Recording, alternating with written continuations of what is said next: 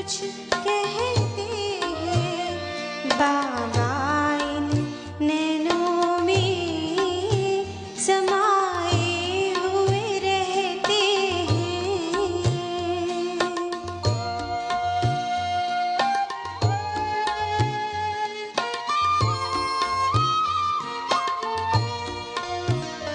हमें ऐसा लगता है संग बाबा चलते हैं।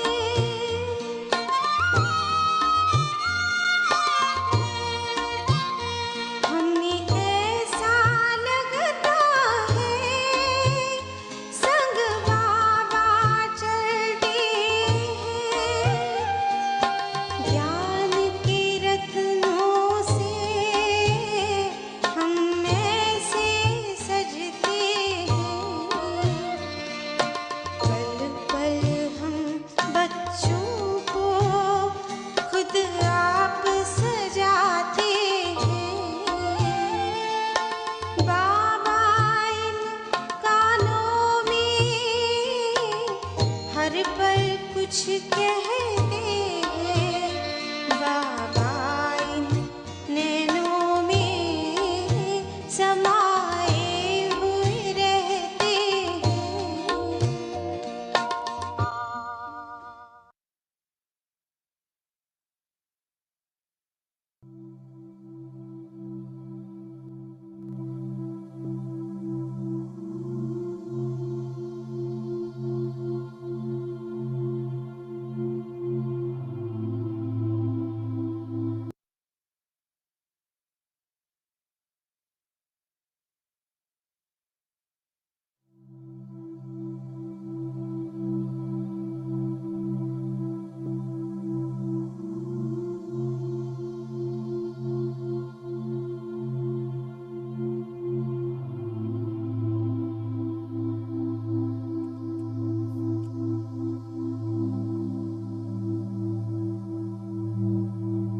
ओम शांति।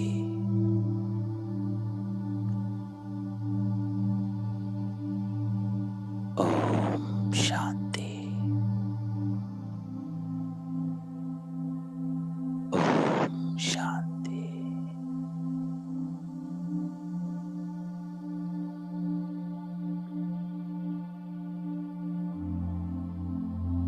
बाबा की याद में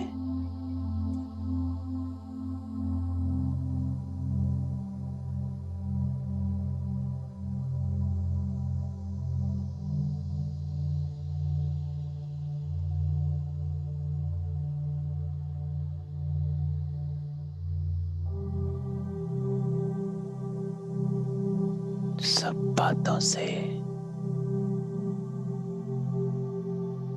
अपना ध्यान हटा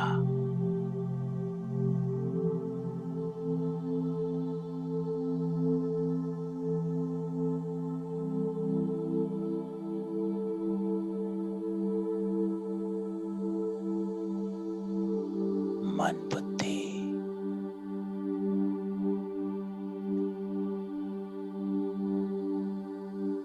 एक संकल्प में एकाग्र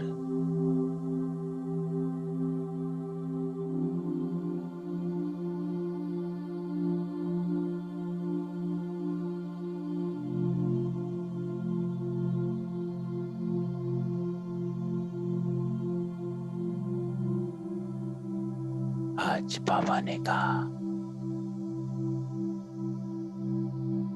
मुझे जो याद करते हैं मैं भी उनको याद करता।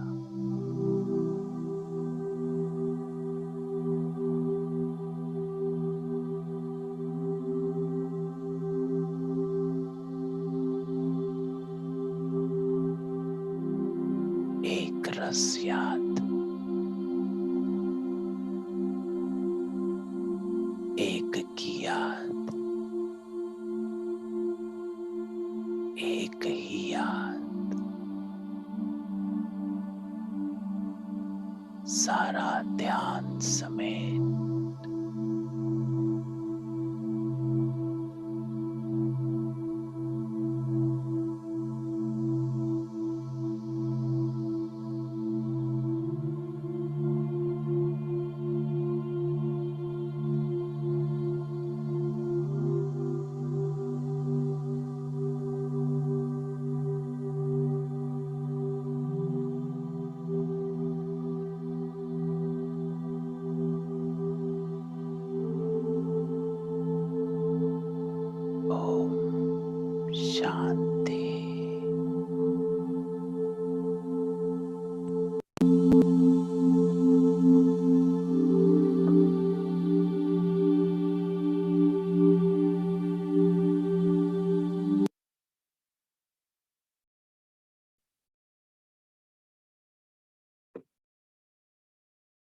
ओम शांति।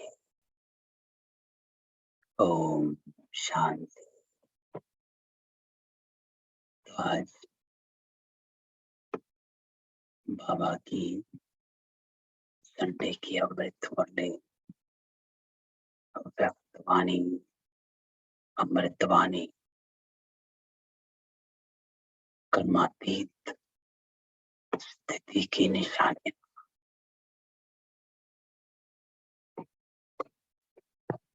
तो हम पहला पैरा फिर से करते हैं। उस दिन भी किया लेकिन फिर से करते हैं।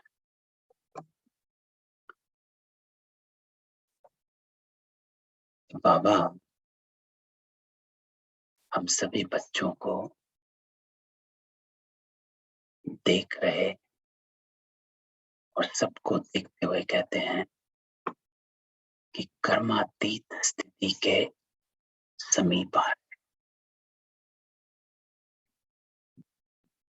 तो बाबा हर बच्चे को ऐसे देखते हैं कि जो एक दिन का बच्चा भी है, जिसने एक कदम भी उठाया, वो भी अपनी कर्मातीत स्थिति के समीप आ रहे। तो पहला कदम भी नजदीक का है और आखिरी कदम भी। तो बाबा हम सबको कह रहे हैं कि आप सब कर्मातीत स्थिति के समीप आ रहे हैं। कर्म भी वृद्धि को प्राप्त होता रहता है, क्योंकि हमारे कर्म तो इस शरीर में चलते ही रहते और बढ़ते रहते। तो बाबा कहते हैं कर्म भी वृद्धि को प्राप्त होता रहता है। अर्थात ये ना कहें कि मुझे काम बहुत है या मेरा काम अलग है, ये तो वृद्धि होनी है बाबा कहते हैं। लेकिन कर्मातीत अर्थात कर्म के किसी भी बंधन के स्पर्श से। अब यहाँ बाबा हमको बता रहे हैं कि कर्मातीत अर्थात कर्म के फल से अतीत। अतीत का अर्थ होता है न्यारा हो जाना, एकदम अलग। तो बाबा कह रहे हैं यहाँ पर, बाबा ने 5-6 बातें बताई हैं। तो पहली बात बाबा कह रहे कि कर्म के किसी भी बंधन के स्पर्श से न्याय। पहला बाबा कह रहे हैं कर्म का बंधन, कि मुझे ये करना है। अगर हमारी बुद्धि, तो बाबा ये बात समझने की है कि बाबा हमें कर्मातीत क्यों बनाना चाहते, उससे होगा क्या, है ना। तो अगर हम देखें इसमें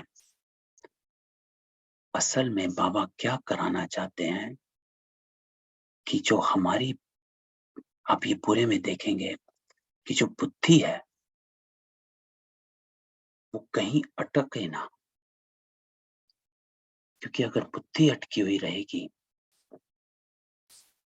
तो वो याद में नहीं रह सकती है, तो बाबा के साथ नहीं रह सकती। तो बाबा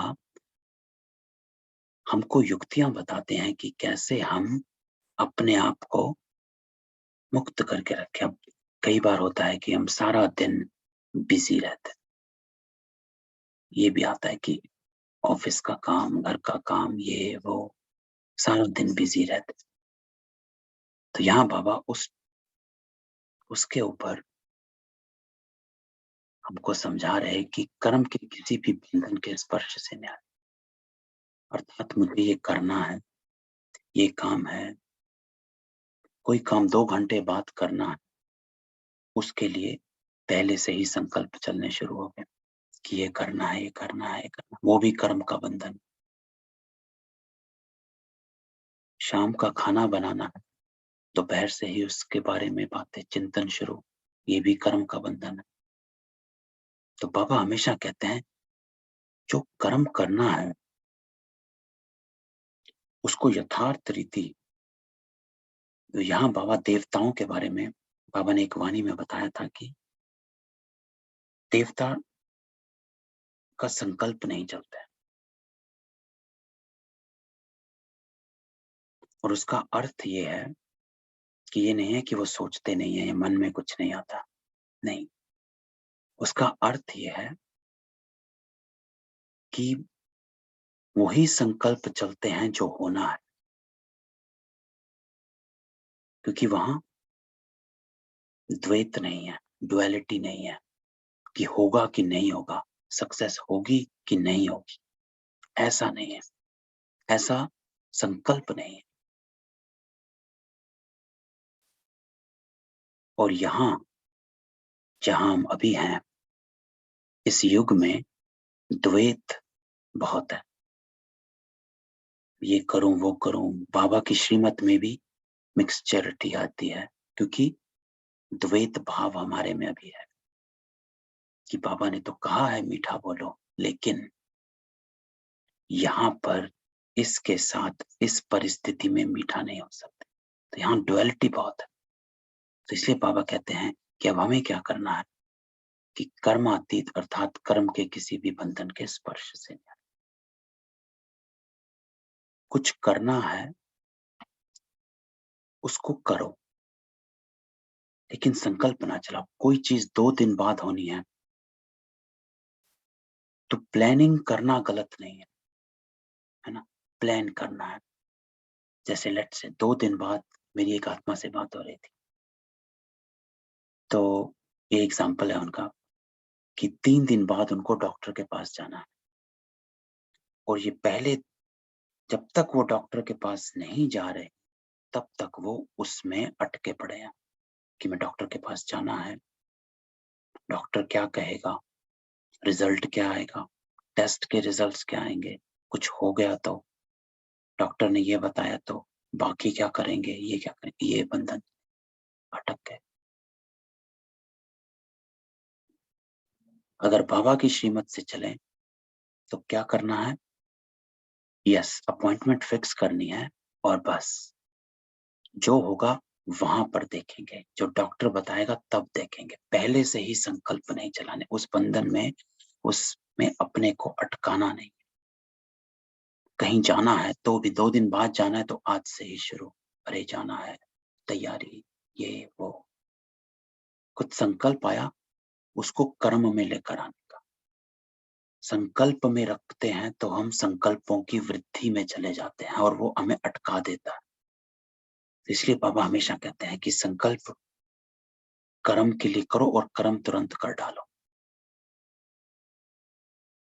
तो कर्म के किसी भी बंधन के स्पर्श से न्याय, किसी भी बंधन में अटको नहीं।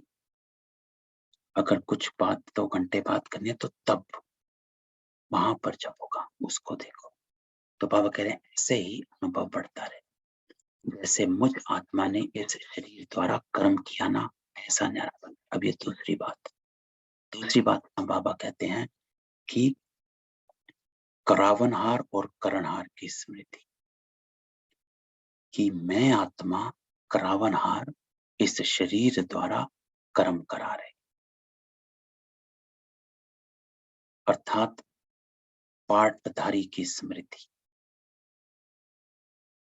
कि मैं आत्मा इस शरीर द्वारा अपना पार्ट बजा रहे, और इस पार्ट द्वारा ये कर्म चल रहा है, ये कर्म जो है पार्ट द्वारा चल रहा। तो उसमें 2 होते हैं, एक आत्मा परमात्मा, परमात्मा करावनहार, आत्मा करणहार,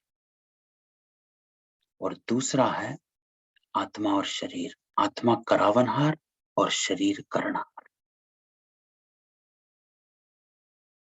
तो इससे क्या कि मैं इस शरीर द्वारा कर्म कर रही, इस बात को बाबा ने बड़ी ही गहराई में पकड़ कर रखा हुआ था। नहाते हुए भी बाबा का यही रहता था कि मैं इस शरीर को नहला रहा हूं।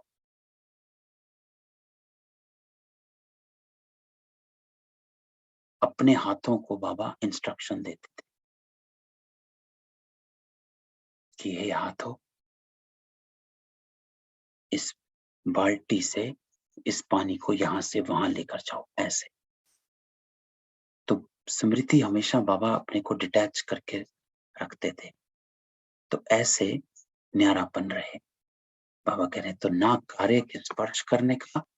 अब दूसरी बात बाबा कह रहे हैं, करने के बाद जो रिजल्ट हुई उस फल को प्राप्त करने में भी न्यारा।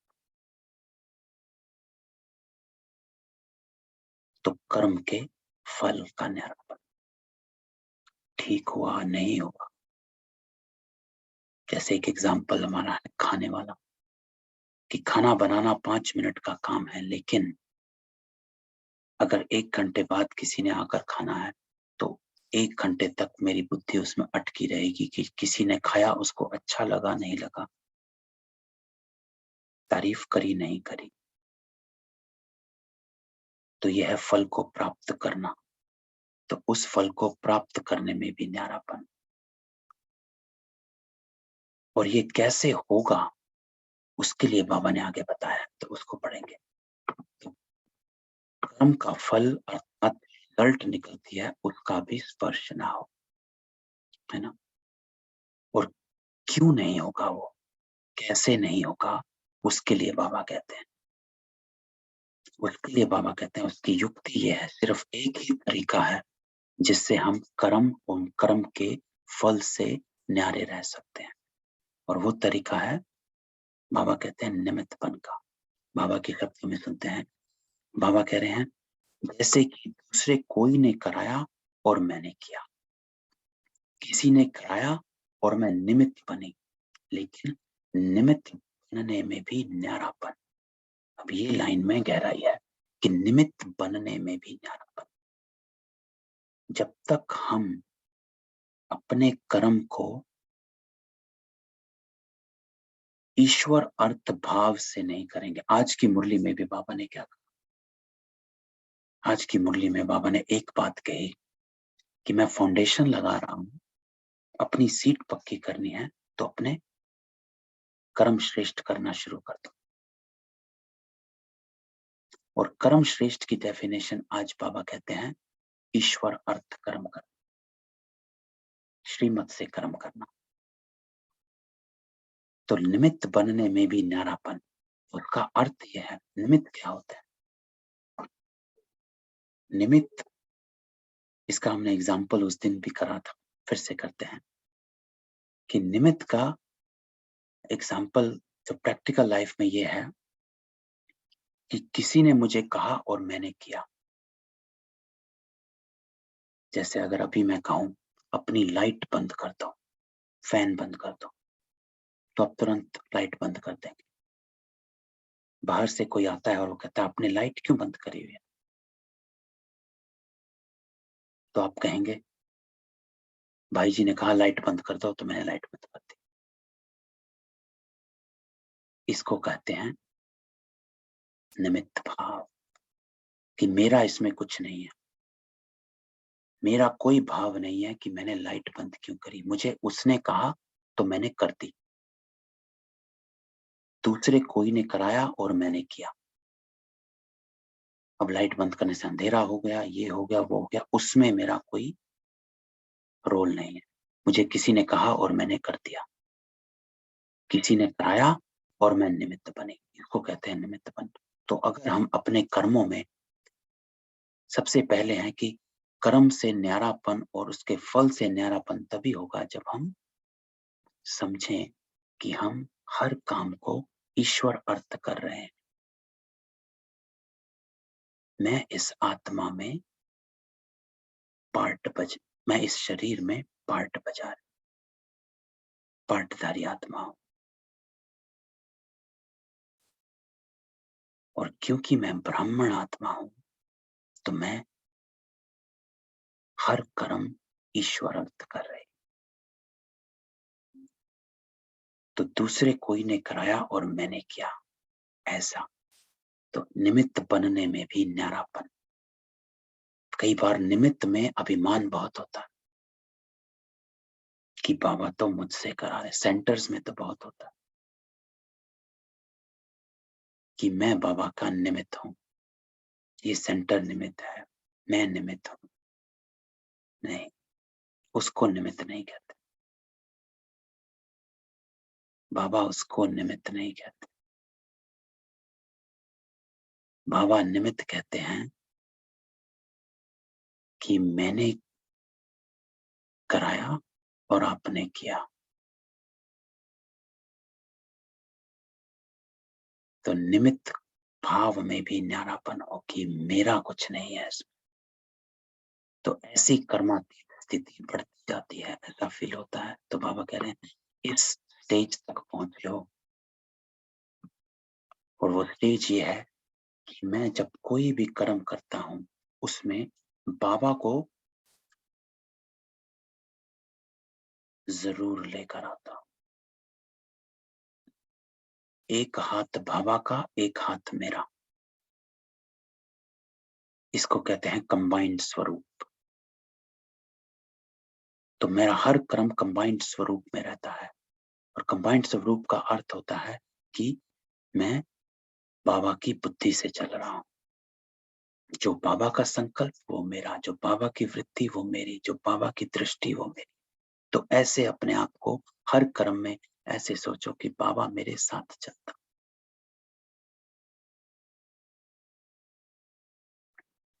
तब वो निमित्त भाव आता है और तभी हम कर्म के स्पर्श से और उसकी रिजल्ट से न्यारे हो पाएंगे। तो फिर बाबा कहते हैं महारथियों की स्थिति औरों से न्यारी और प्यारी स्पष्ट हो रही है ना। जैसे ब्रह्मा बाप स्पष्ट थे, ऐसे नंबरवार आप निमित्त आत्माएं भी साकार स्वरूप से स्पष्ट होती जाती। तो यहाँ बाबा कह रहे हैं स्पष्टता, क्लैरिटी, कि जैसे ब्रह्मा बाबा को क्लैरिटी थी कि वो लक्ष्मी नारायण है, और वो क्लैरिटी बाबा को अपने कर्मों से नजर आने लग गई कि मैं न्यारापन होकर कर्म कर रहा हूं। तो हम भी जब अपने को ऐसी कर्मातीत स्थिति की तरफ बढ़ते जाएंगे या कदम रखेंगे तो हमें वो न्यारापन महसूस हो रहा, वो स्पष्टता महसूस होती है कि मैं विशेष हूं।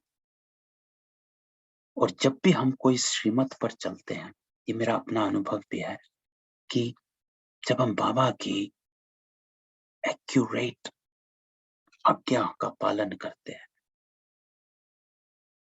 तो अपने में हल्कापन महसूस करते हैं। जब हम बाबा की आज्ञा को एक्यूरेट यथार्थ रूपी से पालन नहीं करते तो हमारे में भारीपन आ जाता, और वो भारीपन इसी चीज की रिजल्ट है कि मैं ना न्यारा रहा ना मैं प्यारा रहा, और वो भारीपन आता। कि बाबा कह रहे हैं कि वो स्पष्ट होती जाती है।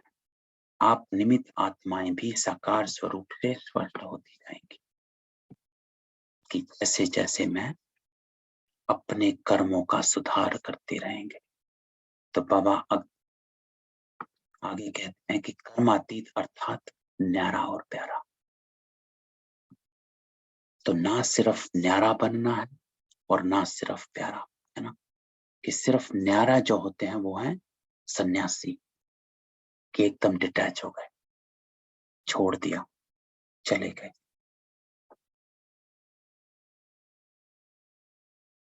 तो सिर्फ न्यारा नहीं बन, न्यारा और प्यारा।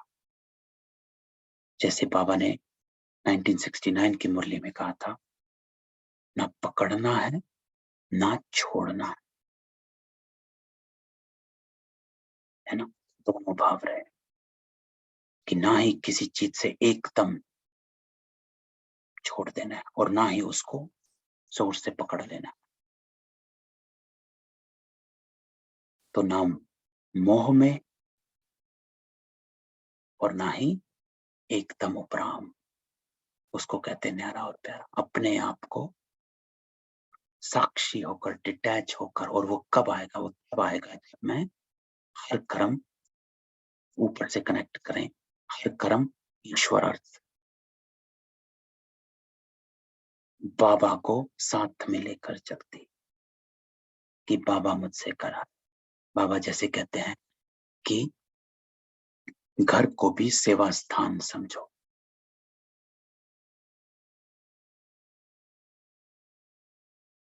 है ना? तब हम न्यारा और प्यारा। तो यहाँ बाबा हमको अलग कर रहे हैं। अब हम, क्योंकि ये क्वेश्चन आता है कि हम कैसे रहें, तो बाबा कह रहे हैं कर्म दूसरे भी करते हैं। अब यहाँ पर हम अन्य आत्माओं को देखें। बाबा कह रहे कर्म दूसरे भी करते हैं और आप भी करते हैं। है ना? कर्म सब करते हैं, घर में रहते हैं, ऑफिस जाते हैं, और आत्माएं भी घर में रहती हैं, और आत्माएं भी ऑफिस जाती हैं। वो भी कर्म दूसरे भी करते हैं और हम भी करते हैं। लेकिन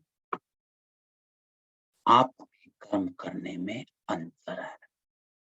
ये लाइन को अंडरलाइन करना कि क्या मेरे कर्म करने में अंतर है कि मैं भी वही साधारण, जो उसने किया, जो कर्म वो करेंगे उसे देख मैं करूंगी, ये वाला मंत्र तो नहीं है मेरा। है ना? बाबा ने मंत्र दिया जो कर्म मैं करूंगा उसे देख और करेंगे। लेकिन कहीं मैं ये तो नहीं कर रही कि जो कर्म और करेंगे उसे देख मैं करूंगी। उसने जोर से बोला तो मैंने भी बोल दिया। वो मुझसे नाराज है तो मैं भी नाराज हो गया। उसने कुछ उल्टा कहा तो मैंने भी कह दिया। तो ये हुआ कि जो उसने किया मैंने, जो मैं 63 जन्म से करता आया, जो अज्ञान काल में करता है, कि वो ही मैं भी करता रहा। उसने नमस्ते करी तो मैंने करी, उसने नहीं करी तो मैंने भी छोड़ दी। नहीं, बाबा कहते हैं आपके कर्म करने में अंतर है। तो क्या मेरे कर्म करने में अंतर है? क्यों अंतर है? उसका भी बाबा ने कहा आपके कर्म करने में अंतर है क्योंकि स्थिति में अंतर है। देखो बड़ी बात कि मेरी स्थिति कैसे, और उससे पहले आता है मेरी स्मृति कैसे। है ना? जैसी स्मृति वैसी स्थिति। अगर मेरी स्मृति हलचल वाली होगी, अरे स्मृति में अगर वो आत्मा होगी, अरे उसने ये किया, उसने ये किया, उसने ये किया, तो मेरी स्थिति भी वैसे ही बन जाएगी। रंग चढ़ता है 1 सेकंड में। ये बात को ध्यान रखो, 1 सेकंड में रंग चढ़ता है किसी से भी। तो अगर मेरी स्मृति में वो आत्मा है जिसने मेरे साथ कुछ किया है, जो मुझे कुछ कह रहा है, तो मेरी स्थिति भी वैसी, और जैसी स्थिति वैसा स्वभाव, और जैसा स्वभाव वैसे कर्म। है ना? तो मुझको कर्म ठीक करने हैं तो अब इसको रिवर्स ले लो।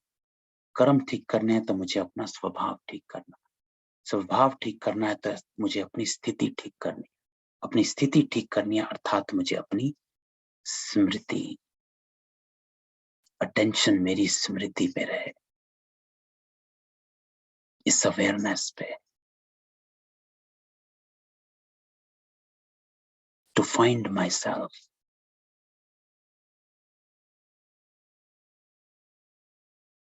तो जैसे बाबा कहते हैं it's a battle field, it's a battlefield where you have to fight with the self who is deteriorated, and the self who is misguided by the old sanskaras.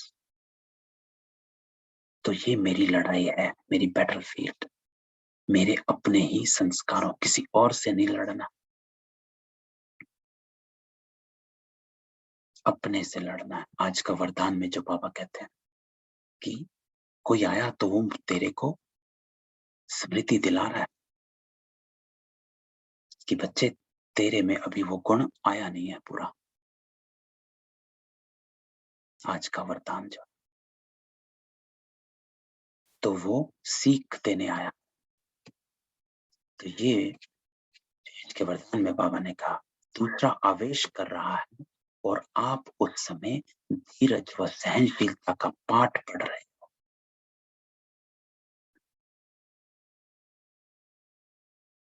ये मेरे शस्त्र हैं। अगर मैं बैटलफील्ड पर हूं, सामने से क्रोध आया और ये मेरे शस्त्र हैं, तो I am fighting with my शस्त्र, है ना। इसलिए कहते हैं जो हो रहा है वह अच्छा और जो होना है वह और अच्छा। अच्छाई उठाने की सिर्फ बुद्धि चाहिए। ये सबसे इंपॉर्टेंट लाइन आज के वरदान की है कि अच्छाई उठाने की सिर्फ बुद्धि चाहिए, क्योंकि हमारी बुद्धि हमको भटका देती है। उसने कहा, इसने कहा, ये कहा, वो कहा, उसको तो ये आता है नहीं, उसके संस्कार ऐसे, गलत है। नहीं, उसके अवगुण को अपने गुणों से लड़ना है।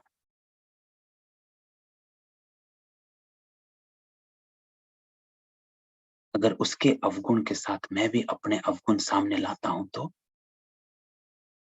मैं पांडव नहीं, मैं भी कौरव बन गया, यादव बन गया। तो मैं बैटलफील्ड पे पांडव हूं या कौरव और यादव हूं, ये अपने आप को हमें देखना है। तो अच्छाई उठाने की सिर्फ बुद्धि चाहिए। मेरी intellect, my intellect should be so pure and clean and clear, है ना। बाबा हमेशा कहते हैं क्लीन और क्लियर। और क्लीन और क्लियर किस भाव से? वो इससे कि ये क्लैरिटी है मुझे कि मुझे क्या करना, what I should be doing in this situation, जो मुझे बाबा हमेशा श्रीमत पर देते हैं कि मुझे क्या करना। तो मेरी बुद्धि में क्लैरिटी है, अगर है तो मैं अच्छी उठाऊंगा। तो यहाँ बाबा इस बात को कह रहे हैं कि आपके कर्म करने में अंतर है, क्योंकि स्थिति में अंतर है ना। तो ये अपने आप के चेक करना है कि मैं वैसा ही कर्म तो नहीं कर रहा जो सामने वाला कर। अगर मैं कर रहा तो इसका मतलब मुझे अपनी स्थिति को पक्का करना, अपनी स्मृति को चेक करना। तो जो कुछ बीता और न्यारा बन गया।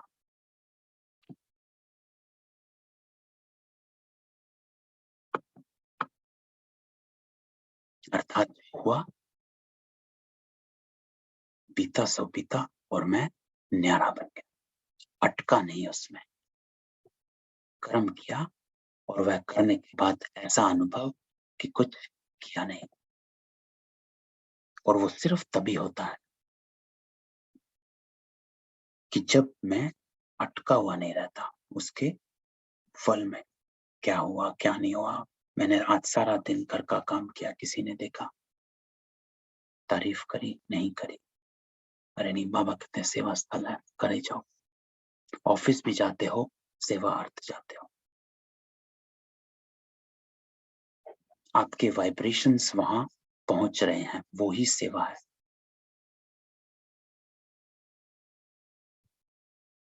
तो कराने वाले ने करा लिया।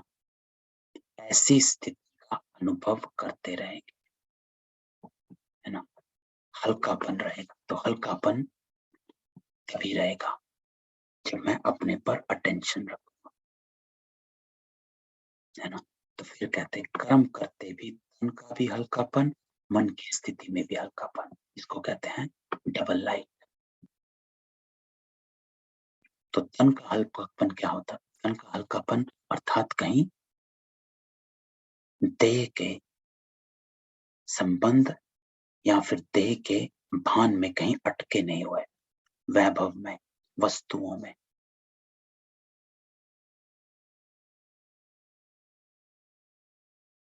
उनसे हल्के। और मन की स्थिति में भी हल्का, क्योंकि मन मेरा बाबा से जुड़ा हुआ है ना। क्योंकि क्या होता है कि बाबा कहते हैं कर्म की रिजल्ट जो है वो मन को खींच लेती है। और ये हम सबको पता है कि कैसे हम बंध जाते हैं कर्मों के अंदर। ये होना चाहिए, वो होना चाहिए, ऐसा होना चाहिए, वैसा होना चाहिए। तो से भी बाबा कहते हैं हल्कापन, क्योंकि कर्म की रिजल्ट खींचती है मन को। तो हमें अपनी स्थिति ऐसी बनानी है कि हम उसके फल से न्यारा हो जाएं, कर्म के फल के स्पर्श से न्यारा बाबा। और वो तभी जब हम अपने कर्म को ईश्वर अर्थ ले लें। जैसे बाबा कहते हैं, अरे मेरी याद में आप खाना बनाओगे तो अच्छा ही बनेगा।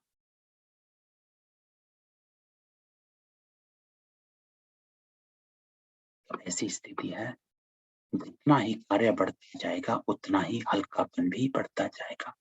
कर्म अपनी तरफ आकर्षित नहीं करेगा, लेकिन मालिक होकर कर्म कराने वाला करा रहा है और निमित्त करने वाले निमित्त बनकर कर रहे हैं। तो ये निमित्त भाव, जब हम इस भाव को इमर्ज करेंगे, बाबा के साथ कंबाइंड अपने को महसूस करेंगे, बाबा के साथ रहकर हर कर्म, अच्छा बाबा कैसे क्या करना है, इसको कैसे करना है, इसी को कहते हैं बाबा अपने आप से बात करनी। इसलिए सारा दिन जो योग युक्त स्थिति बाबा कहते हैं, वो इसको कहते हैं। ये नहीं कि हमें साधना में बैठना है, योग में बैठना है, नहीं। योग युक्त स्थिति अर्थात हमारा कनेक्शन बाबा से सारा दिन लगा रहे। बाबा क्या करना, इसको कैसे करना, इसको कहते हैं अपने आप से बात करना और बाबा से बात करना। और इसी को आगे बाबा लेते हैं कि जब हम ऐसे करेंगे, कर्म करेंगे, जब हमारी ऐसी स्थिति होगी तो क्या होगा, आत्मा में हल्कापन आएगा। तो आत्मा के हल्केपन की निशानी है कि आत्मा की जो विशेष शक्तियां हैं, मन बुद्धि संस्कार, ये तीनों ही हल्की होती जाएंगी। अब बाबा ने एक एक जो शक्तियां हैं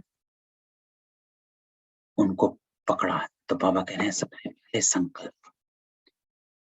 मन क्या करता है, मन का हल्कापन अर्थात मन क्या करता है, संकल्प। तो संकल्प भी बिल्कुल ही हल्की स्थिति का अनुभव कराए, क्योंकि संकल्पों में भारीपन अटकने से आता है। किसी आत्मा में अटके, किसी की बात में अटके, किसी चीज में अटके, किसी सिचुएशन में मेरा इसमें, जैसे बाबा ने कहा था कि जब तक कामना है सामना नहीं कर पाओगे। तो कामना है हद की कामना, इसमें मेरे लिए क्या है। जब वो मेरापन रहता है कि अच्छा इसमें मेरापन, मेरे लिए क्या है। सेवा में भी बहुत रहता है, अच्छा प्रोग्राम है, इसमें प्रोग्राम में मेरा क्या है। मेरा कोई लेक्चर है, मुझे योग का मिला है, लेक्चर का मिला है, कोई बात करने का मिला है, हलचल रहती है, मुझे भी कुछ करना है। बाबा कहते हैं सेवा करना तो बहुत अच्छा, लेकिन अगर तुम इस भाव से कर रहे हो कि अरे मुझे भी चांस मिलना चाहिए, मैंने भी करना है, तो उसको सेवा नहीं, वो मैं बना। तो संकल्प भी बिल्कुल ही हल्की स्थिति अर्थात बाबा का है, बाबा कराएंगे। अरे बाबा के पास तो लाखों आत्माएं, किसी से भी करा सकते हैं कभी भी, है ना। तो आपका पार्ट होगा तो आपसे कराएंगे ही, कोई भी उसको ले नहीं सकता। तो बाबा कहे संकल्प भी बिल्कुल ही हल्की स्थिति का अनुभव कराएंगे, क्योंकि मेरे संकल्प कर्म में और बंधनों में अटके हुए नहीं। दूसरा, बुद्धि का हल्कापन, कि निर्णय शक्ति भी ऐसा निर्णय करेगी जैसा कि कुछ किया ही नहीं।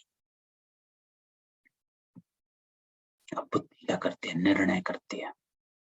तो अगर हम बाबा से कनेक्टेड हैं तो हमारी निर्णय शक्ति हल्केपन की होती, क्योंकि डुअलिटी नहीं है, मेरापन नहीं है कि हाँ ये होगा तो वो करेंगे वो करेंगे, क्योंकि हम श्रीमत को भी ठोक बजाकर यूज करते हैं कि श्रीमत को करना चाहिए कि नहीं करना चाहिए। यहाँ पर भी एक द्वंद्व चलता है, एक युद्ध चलता है खुद के साथ कि यहाँ श्रीमत अप्लाई कर सकते हैं कि नहीं कर सकते, करनी चाहिए कि नहीं करनी चाहिए, कहीं वो आत्मा मेरा एडवांटेज ना उठा ले। टिट फॉर टैट, मुझे भी कुछ ना कुछ बोलना, I need to clarify myself, है ना, ये सब चीजें। तो बाबा कहते हैं अगर तुम मुझसे जुड़े रहेगा, अगर तू निमित्त भाव में रहेगा, तो तेरी जो बुद्धि है वो निर्णय क्या करेगी, यही कि भाई तुझे श्रेष्ठ कर्म कर। जो बाबा ने आज के वरदान में कहा, अच्छाई उठाने की सिर्फ बुद्धि चाहिए। और संस्कारों का हल्कापन, बाबा कहते हैं कि कोई भी संस्कार अपनी तरफ आकर्षित नहीं करेगा, अर्थात कोई भी पुराना संस्कार, क्योंकि जब मैं बाबा के साथ कनेक्टेड हूं तो बाबा के संस्कार वो मेरे, तो जैसे आपके संस्कार कार्य कर रहे हैं वही मेरे, तो कोई भी पुराना संस्कार नहीं करेगा। बुद्धि निर्णय देगी। क्यों निर्णय देगी? क्योंकि अगर मेरी बुद्धि क्लीन और क्लियर है, मुझे क्लैरिटी है कि मुझे क्या करना है, मुझे फुल पास होना है, मुझे अपनी आत्मा की उन्नति करनी है, मुझे पवित्र रहना है, जो बाबा ने कल कहा था, पवित्रता, संबंधों की पवित्रता, उनकी पवित्रता, व्यवहार की पवित्रता। तो निर्णय एकदम सिंपल है। देखो, हमेशा बाबा कहते हैं आत्मा की बातें सिंपल है, जैसे ही हम बॉडी में स्पर्श भी करते हैं वहां पे कॉम्प्लेक्सिटी शुरू हो जाती है ना। तो अपने आप को हमें काउंसिल करना पड़ता है बार बार कि मैं कौन हूं, मुझे अपनी उन्नति करनी है, मुझे पास हो। तो मेरे हर कर्म संकल्प सब हल्के, उसी स्मृति से आपके संकल्प भी हल्के, बुद्धि की निर्णय भी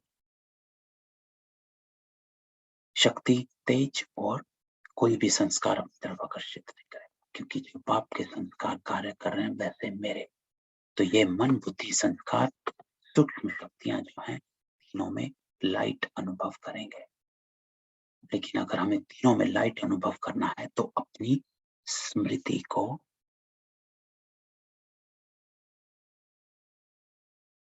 आकार करना है ना। तो उसके बाद क्या होगा, स्वतः ही सबके दिल से मुख से यही निकलता रहेगा कि जैसे बाप वैसे बच्चे, न्यारे और प्यारे हैं। क्योंकि समय प्रमाण बाहर का वातावरण दिन प्रतिदिन और ही भारी होता जाएगा। तो यहाँ बाहर का वातावरण है कि सिचुएशंस आ रही जो अन्य आत्माएं ज्ञान में नहीं है, वो हमारे वातावरण को भारी करती है ना। तो वो वातावरण हमारा भारी होता जाएगा। लेकिन जितना ही बाहर का वातावरण भारी होगा, उतना ही अनन्य बच्चों के संकल्प कर्म संबंध लाइट होते जाएंगे, और इस लाइटनेस के कारण सारा कार्य लाइट चलता रहेगा। तो ये बात को हमें समझना है कि बाहर का वातावरण जो है, हमारे घर में भी जो ज्ञान में नहीं, वो वातावरण को भारी करते हैं, भारी करते रहेंगे। बाबा कह रहे हैं और ही भारी होता जाएगा। लेकिन जितना वो, जैसे बाबा कहते हैं कि जितना वो चरम सीमा पर है, उतना ही आप चरम सीमा पर उठाओ, क्योंकि आप तैयार हो रहे हो कि नहीं हो रहे हो। वायुमंडल तो तमो प्रधान होने के कारण और भिन्न भिन्न प्रकार से भारीपन का अनुभव करेंगे।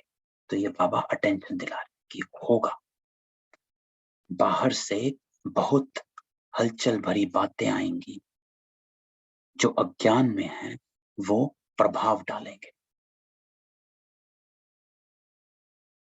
ये होगा, प्रकृति का भी भारीपन होगा जो हम देखते हैं, है ना।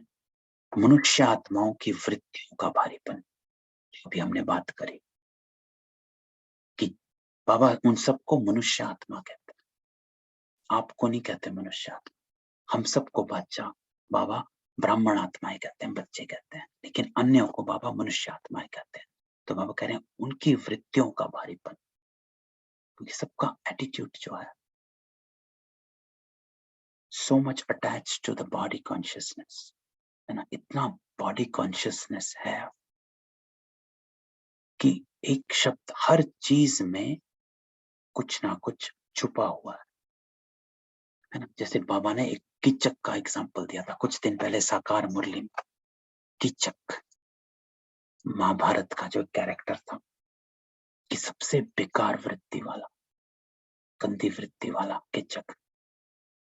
तो कीचक की दुनिया है, बाबा कहते हैं कि वृत्तियों का भारीपन आएगा बच्चे, लेकिन आपको क्या करना, हमेशा याद रखना कि मुझे क्या करना है, क्योंकि आपके कर्म करने में अंतर है। हमेशा याद रखना कि मेरे कर्म करने में अंतर है, मैं वो नहीं कर सकता जो बाकी कर रहे हैं। करने दो, इसके लिए भी हल्कापन औरों को भी हल्का करेगा। अच्छा, ये सब ठीक चल रहा है ना, कारोबार का प्रभाव आप लोगों के ऊपर नहीं पड़ता, लेकिन आपका प्रभाव कारोबार पर पड़ता है। जो कुछ भी करते हो, सुनते हो, तो आपके हल्केपन की स्थिति का प्रभाव कार्य पर पड़ता है।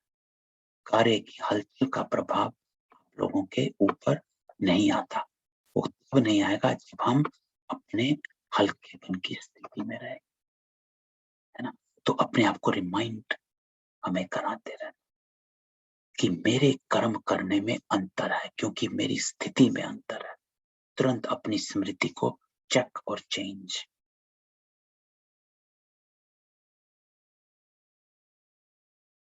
है ना। तो कार्य की हलचल का प्रभाव आप लोगों के ऊपर नहीं आता, अच्छी स्थिति को भी, कार्य को भी अचल बना।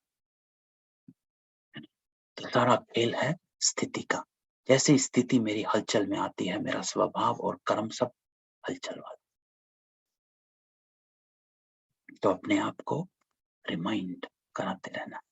तो सब रीति से असंभव कार्य संभव और सहज हो रहे हैं और होते रहेंगे, और वो तभी होंगे जब हम हर कर्म बाबा की श्रीमत पर करेंगे। तब बाबा कहते हैं कि अगर तू मेरी श्रीमत पर करेगा तो रिस्पॉन्सिबल बाबा बनता है।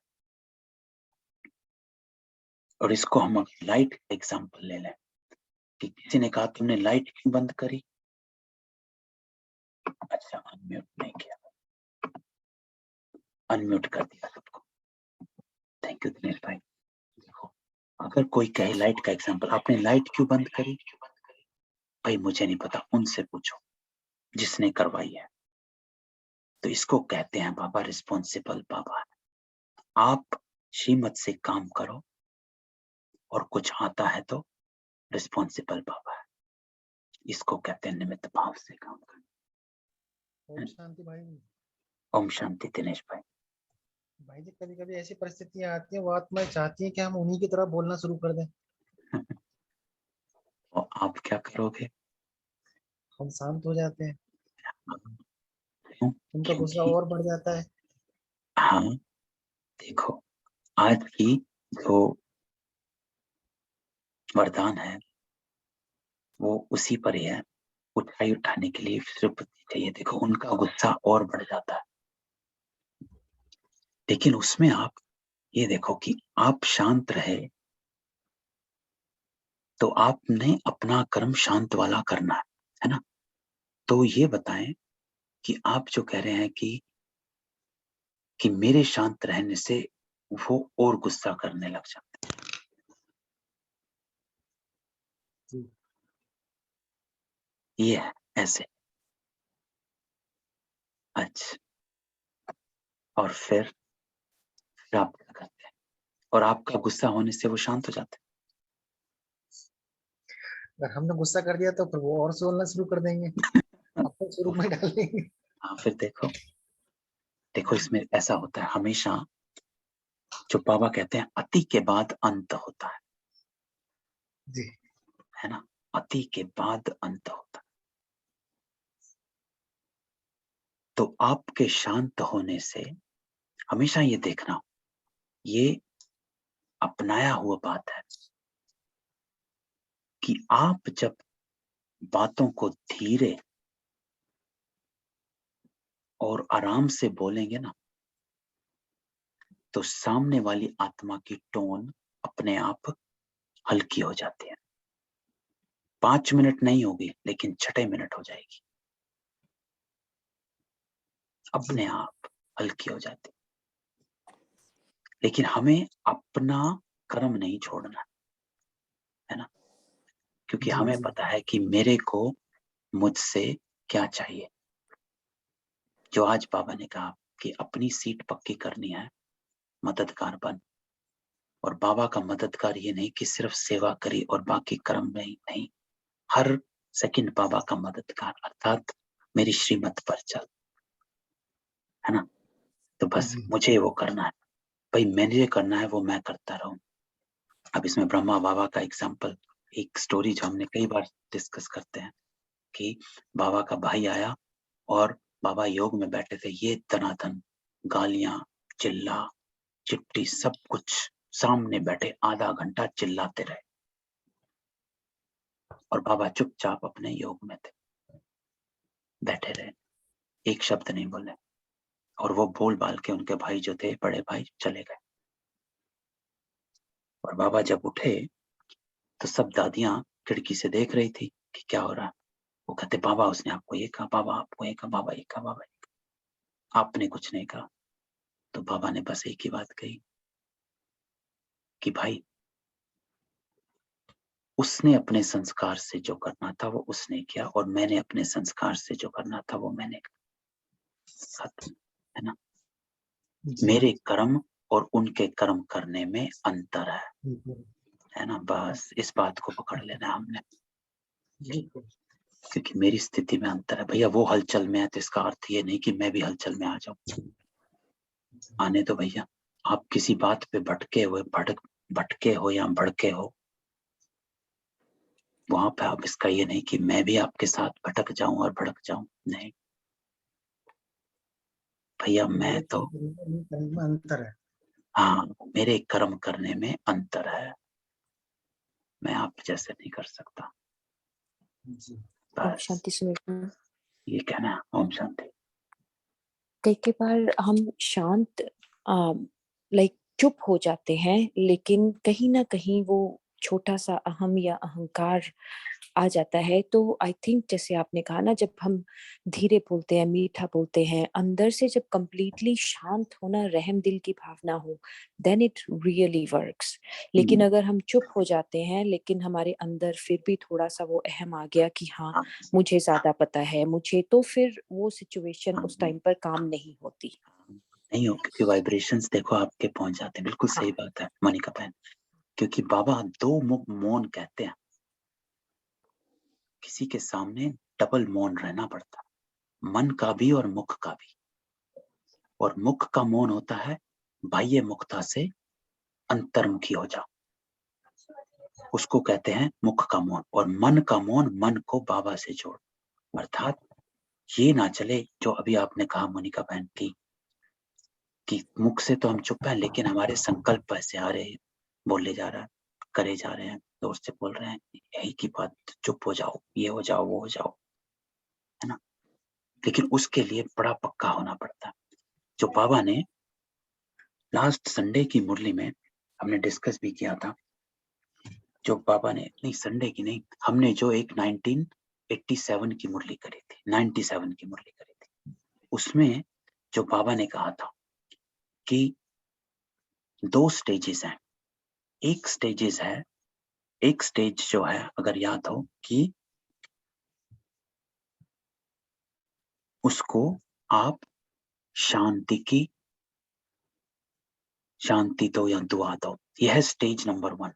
और जो बाबा ने भी एक्नॉलेज किया कि मुश्किल, ये एक स्टेज है। लेकिन दूसरी स्टेज है जो आप कर सकते हो, जो बाबा ने उसमें बताया था ऐसी सिचुएशन में कि जब कोई बोलता है, तो दूसरी स्टेज उसमें ये है कि आप उस बात को धारण जो करना है वो परिवर्तन करके धारण करना।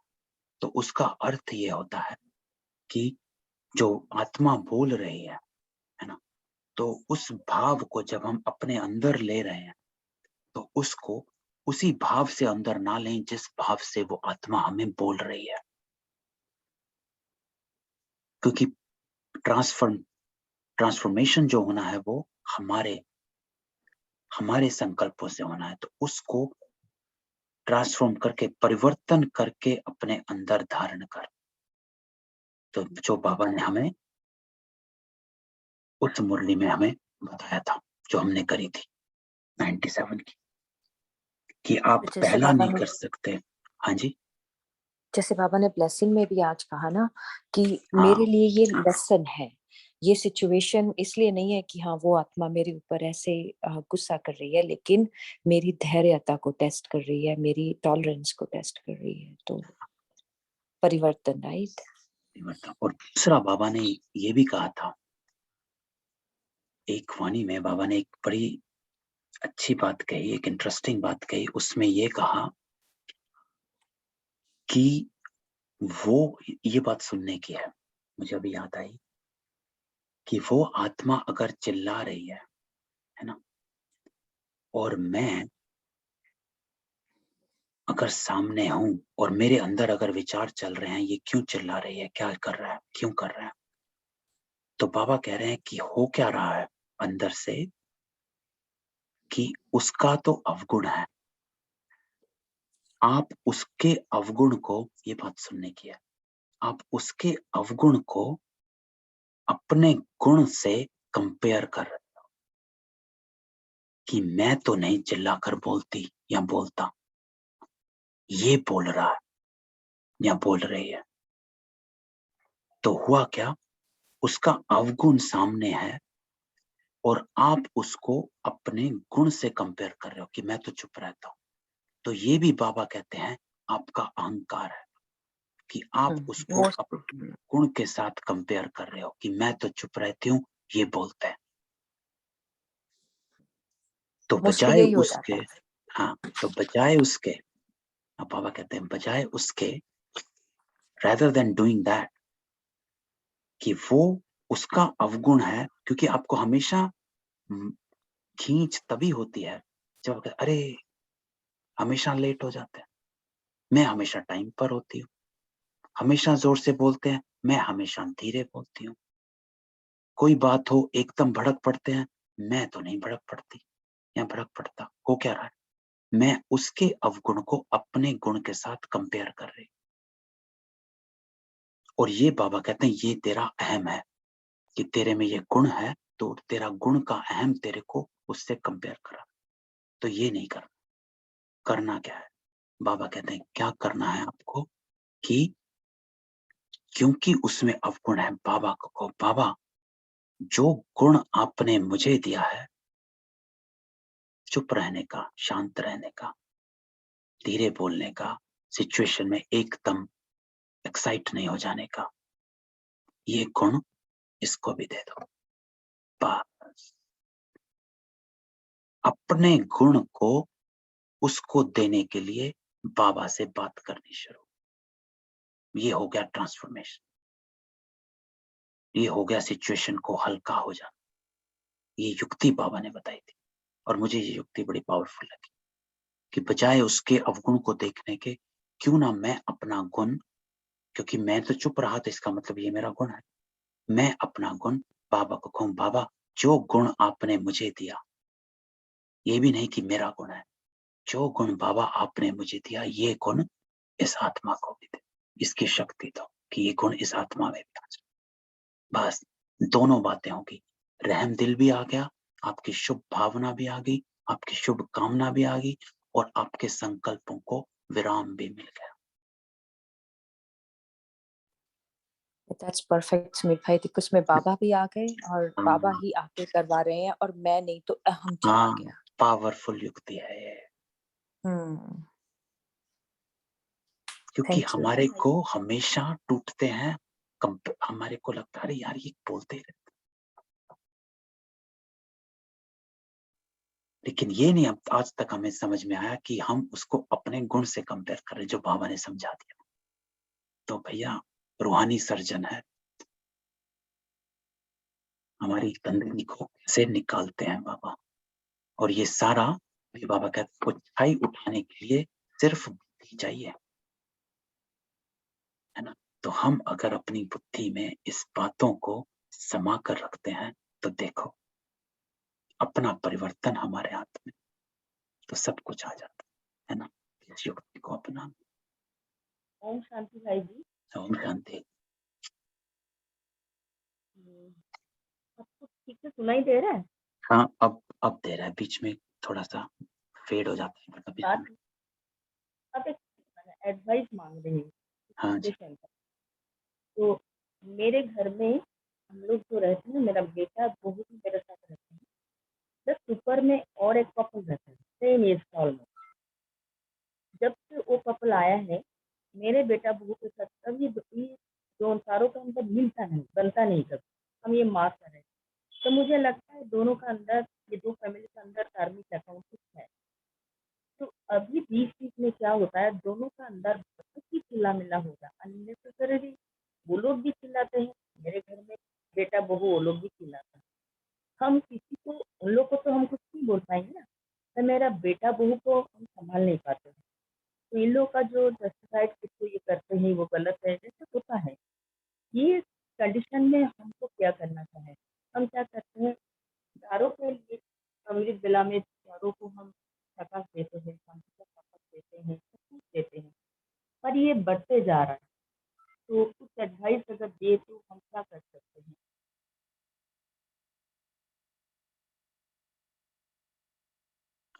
तो अगर मैंने, क्योंकि बीच बीच में फेड हो रहा था, तो मैं रिपीट करता हूँ जितना मैंने सुना।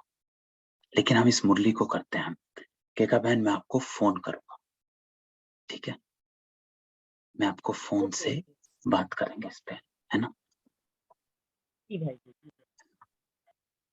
अच्छा, ये मुरली हमारी खत्म होती है कर्मातीत स्थिति।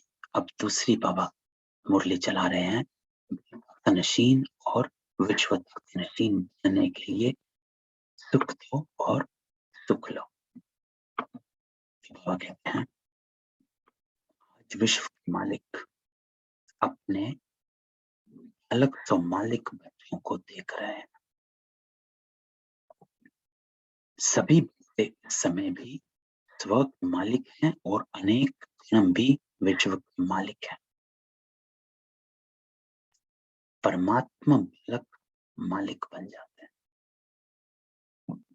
अब देखो कितना सुंदर बाबा ने कहा, परमात्मा बालक मालिक बन जाते हैं, कि जैसे ही हम बाबा के बच्चे बने वैसे ही मालिक स्व के मालिक बन जाते हैं, अधिकारी बन जाते हैं, अधिकारी आत्माएं बन जाती हैं। बाबा कहते हैं ब्राह्मण आत्माएं अर्थात मालिक। तो इस समय सर्व कर्मेंद्रियों के मालिक हो, अधीन आत्माएं नहीं। अब यहाँ पर बाबा कह रहे हैं कि अगर तुम परमात्मा बालक बने तो जैसे ही ईश्वरीय संतान बनते हो, तो आप इससे पहले क्या थे? अधीन थे, अपने संस्कारों के अधीन, कर्मेंद्रियों के अधीन, कन रस जीवा रस खा रहे हैं, पी रहे हैं, मस्ती मार रहे हैं, भोग विलास में लगे हुए, है ना, अधीन हो। लेकिन जैसे ही हम बाबा के पास आते हैं, हमारा मालिकपन शुरू हो जाता है, अधिकारी बन जाते हो बाबा का। तो अधिकारी अर्थात मालिक हो। तो ये बातों को सिर्फ पढ़ना नहीं है, देखो इसको हम जब बाबा की मुरली पढ़ते हैं तो जैसे ही पढ़ते हैं साथ साथ अपने को एक आथत, जो बाबा कहते हैं आथत देनी चाहिए, अफर्मेशन देनी चाहिए साथ साथ कि मैं हूं, मैं हूं, मैं हूं। ये आथत अपने को साथ साथ देनी चाहिए कि बाबा मुझे मेरा फोटो दिखा रहे हैं, वो मुझे जानता है ना। जैसे आप 1 साल के बच्चे हो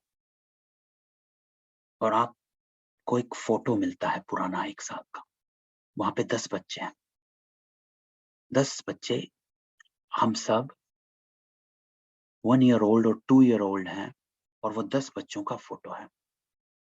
आप अपने पेरेंट्स के पास जाते हो क्योंकि आपको नहीं पता आप कौन हो। पेरेंट्स आपको बताते हैं ये तू है, क्योंकि पेरेंट्स को पहचान है कि आप कौन हो।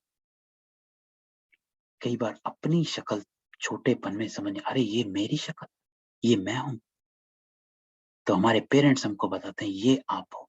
उसी तरह बाबा, क्योंकि वो हमारे बाबा है, पिता है, पेरेंट्स है, वो हमें हमारी तस्वीर दिखाते हैं कि बच्चे ये तुम हो, और हम उसी के ऊपर क्वेश्चन करते हैं, नहीं नहीं बाबा मैं तो नहीं।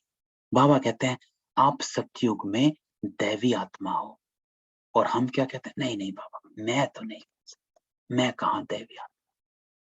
अरे बाबा कहते हैं मैं कह रहा हूं आप हो, क्योंकि तुम अपने जन्मों को नहीं जानते हो, मैं जानता हूं। अरे ब्रह्मा बाबा को भी विश्वास नहीं था कि वो लक्ष्मी नारायण। दादा लेखराज जब शुरू में थे, he was so astonished कि ये क्या, how can I be the Narayan जिसकी मैं इतनी पूजा करता हूं। क्योंकि ब्रह्मा बाबा तो भक्त थे नारायण के, अज्ञान काल में भी नारायण की फोटो उनकी जेब में रहती थी, सुबह शाम गीता पाठ। एंड ही इज लाइक नहीं, how can I be that. तो शिव बाबा कहते नहीं तू ही है, तू नहीं जानता, मैं जानता हूं तुझे। तो ये बात हमें अपने आप से करनी होती है कि अगर बाबा कह रहे हैं, एक भगवान मुझे कहता है कि तू ये है, तो who am I to deny that, है ना। How can I deny that.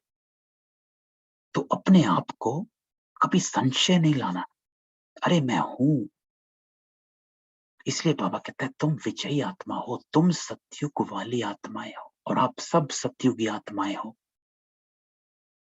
हम सब एक साथ सतयुग में आएंगे, इसीलिए हम इस कर्म बंधन में अभी बंधे हुए हैं। मैं अभी मुरली पढ़ रहा हूं तो ये हम सबका एक साथ का कर्म बंधन है, हमारा कार्मिक अकाउंट एक साथ है, जिसके कारण मैं मुरली पढ़ रहा हूं। बाबा ने मुझे निमित्त बना रखा कि चलो पढ़ो, क्योंकि हम सब एक साथ सतयुग में पहुंचने वाले हैं। तो ये अफर्मेशन अपने आप को देना होता है। मुरली जब पढ़ते हैं तो अपने आप को इसमें डुबो देना है कि मेरा बाबा मुझे ये कहता है कि तू ये है, तो इसका मतलब मैं हूं। अब बताओ बाबा मुझे क्या करना।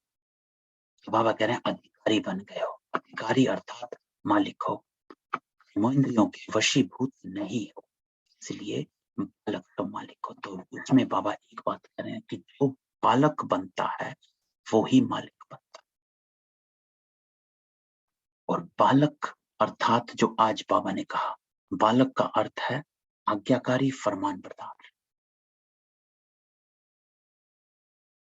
जो बच्चा अपनी पेरेंट्स की बात मानता है उसको पेरेंट्स ज्यादा प्यार करता है, उसी को ही विरासत भी मिलती है, दूसरे को नहीं। जो बच्चा अपने माँ बाप की बात मानता है तो बाबा की बात माननी है। बालक उनका भी ईश्वरीय नशा अनुभव करते हो और स्वराज के मालिकपन का नशा भी अनुभव करते हो। तो यहाँ पर बाबा डबल नशा, कि एक है ईश्वरीय नशा कि मैं ईश्वरीय संतान हूं, बाबा का डायरेक्ट पहली रचना है हम। बाबा ने 3 धर्म स्थापन किए, ब्राह्मण धर्म, दैवी धर्म, क्षत्रिय धर्म। 3 धर्म की स्थापना होती है एक साथ। और सबसे पहला धर्म जो स्थापन होता है वो होता है ब्राह्मण धर्म। इसीलिए पहली रचना गाए जाते हैं। First creation of the next kalpa. Foundation, बाबा ने आज का क्या, मैं फाउंडेशन लगा रहा हूं, सेपलिंग लगा रहा हूं, आ जाओ, है ना। तो मैं फाउंडेशन हूं, पहली रचना हूं। ब्राह्मण धर्म स्थापन हो चुका है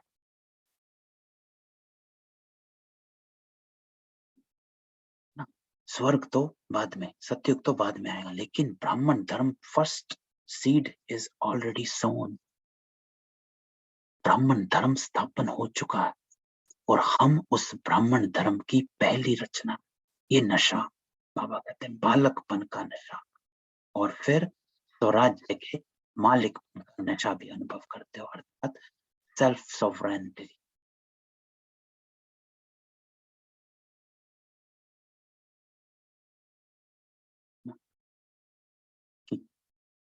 When I'm in a battlefield, जो बाबा कहते हैं ये युद्ध स्थल है, तो in this battlefield I am fighting with the old sanskaras of my own old sanskaras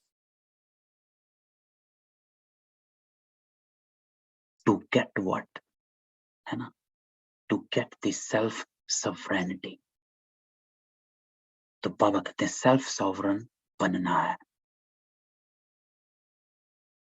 स्व का राज्य वापस लेना है। Want to free myself from the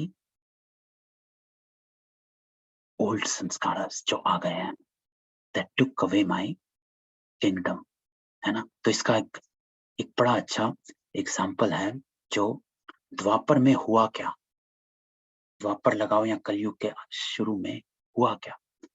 राजाओं ने अपना राजभाग कैसे गवाया, तो हमने खूब देखा है फिल्मों में, है ना, कि हुआ क्या। जो राजा थे वो भोग विलास में लग गए, खाने पीने में, नाच गाने में, मदिरा शराब में, इसमें लग गए। वो जब इसमें लग गए, उन्होंने अपना राज्य भाग्य गवा दिया। तो उसी से बाबा हमें कहते हैं कि तुम भी अगर भोग विलास में लगे रहोगे तो अपना राज्य गवा दोगे। तो बाबा कहते हैं केवल नशा, नशे की निशानी है अविनाशी रूहानी खुशी, है ना, अविनाशी रूहानी खुशी। तो रूहानी खुशी रहती है, रूहानियत की खुशी, उसमें बाबा कहते हैं कि सदा अपने को विश्व में खुश नसीब आत्माएं समझते हो। वह मेरा श्रेष्ठ भाग्य, अर्थात श्रेष्ठ नसीब, खुश नसीब भी हो और सदा खुशी की खुराक खाते और खिलाते हो। तो खुशी की खुराक अर्थात जो बाबा की शिक्षाएं हैं, हम सदा खाते हैं और अपने व्यवहार से औरों को दिखाते हैं। लेकिन बाबा कहते हैं अगर आप में ये नशा है तो वो है हमारी रूहानी खुशी।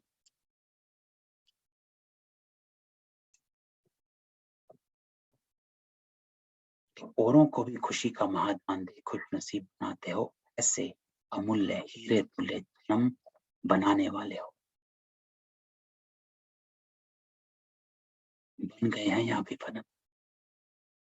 तो ब्राह्मण जीवन का अर्थ ही है खुशी में रहना, खुशी की खुराक खाना और खुशी के झूले में रहना। तो बाबा इसमें कहते हैं कि खुशी में रहना कब करेंगे, जब हम अपनी स्मृति में रहेंगे। जैसे ही हम विस्मृत हो जाते हैं हमारी खुशी गायब। खुशी की खुराक मुरली रोज पढ़नी, रोज बाबा की मुरली की शिक्षाओं को देखो क्या कहते हैं। अगर हम किसी दिन खुराक नहीं खाएंगे तो कमजोर पड़ जाएंगे। तो बाबा ने यहाँ 3 शब्दों में ब्राह्मण जीवन का अर्थ समझा दिया कि हमें क्या कहना है।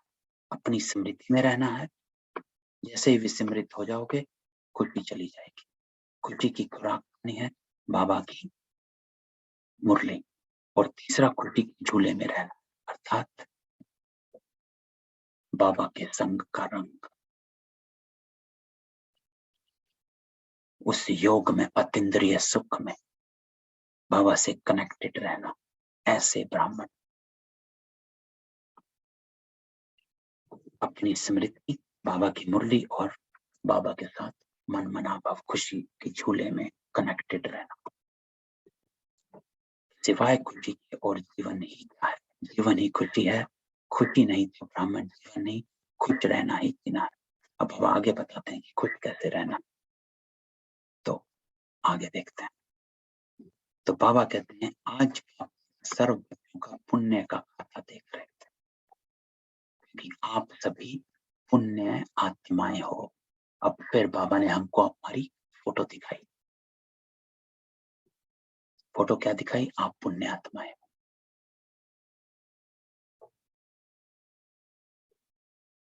पुण्य का खाता अनेक जन्मों के लिए जमा कर रहे हो। सारे दिन में पुण्य कितना जन्म किया, जमा किया, ये स्वयं भी चेक कर सकते हो ना। तो बाबा कह रहे हैं इसको चेक करना कि मैंने सारे दिन में जमा कितना किया, पुण्य कितना जमा किया। अब आगे बाबा बताएंगे पुण्य कहते किसको। तो पहले डेफिनेशन सीखते हैं। बाबा कह रहे हैं एक है दान करना, दूसरा है पुण्य करना, है ना। तो दान से भी पुण्य का ज्यादा। क्यों? क्योंकि पुण्य कर्म निस्वार्थ सेवा भाव का कर्म है। पुण्य कर्म दिखावा नहीं, दिल से होता है। दान दिखावा भी होता है, दिल से भी होता है। अब यहाँ पर हम अपने आप को लें कि हम जो करते हैं, या हम कह रहे हैं कि हम ईश्वर अर्थ कर रहे हैं या बाबा की सेवा में कर रहे हैं, उसमें हम दान करके कर रहे हैं कि पुण्य होकर कर रहे हैं। तो दिखावा, तो बाबा जो कहते हैं दान दिखावा भी होता है कि दिखावा कर रहे हैं कि मैं, अगर हम इसमें लें कि मैं सेवा कर रहा हूं, मैंने कोर्स कराया, ये कराया, तो मैंने दिखावा किया या फिर दिल से किया। क्योंकि बाबा कह रहे हैं दान दिल से भी है और दिखावा भी है, लेकिन जो पुण्य है उसमें दिखावा नहीं, गुप्त है। कि पुण्य का काम गुप्त का काम, निस्वार्थ सेवा भाव का कर्म है। तो कई बार बाबा की मुरलियों में ही बाबा कहते हैं कि सेवा में भी कई आत्मा इस भाव से सेवा करती हैं कि चलो मुझे अपनी प्रजा बनानी है, या ये बनाना है या वो बनाना। तो ये भी दान का है, पुण्य का कर्म नहीं है, क्योंकि उसमें आपका स्वार्थ आ गया। तो आपको अगर पुण्य करना है तो सिर्फ एक भाव हो कि मैं इस आत्मा को बाबा के साथ कैसे जोड़ूं। सिर्फ ये भाव, that how can I connect this soul with Baba?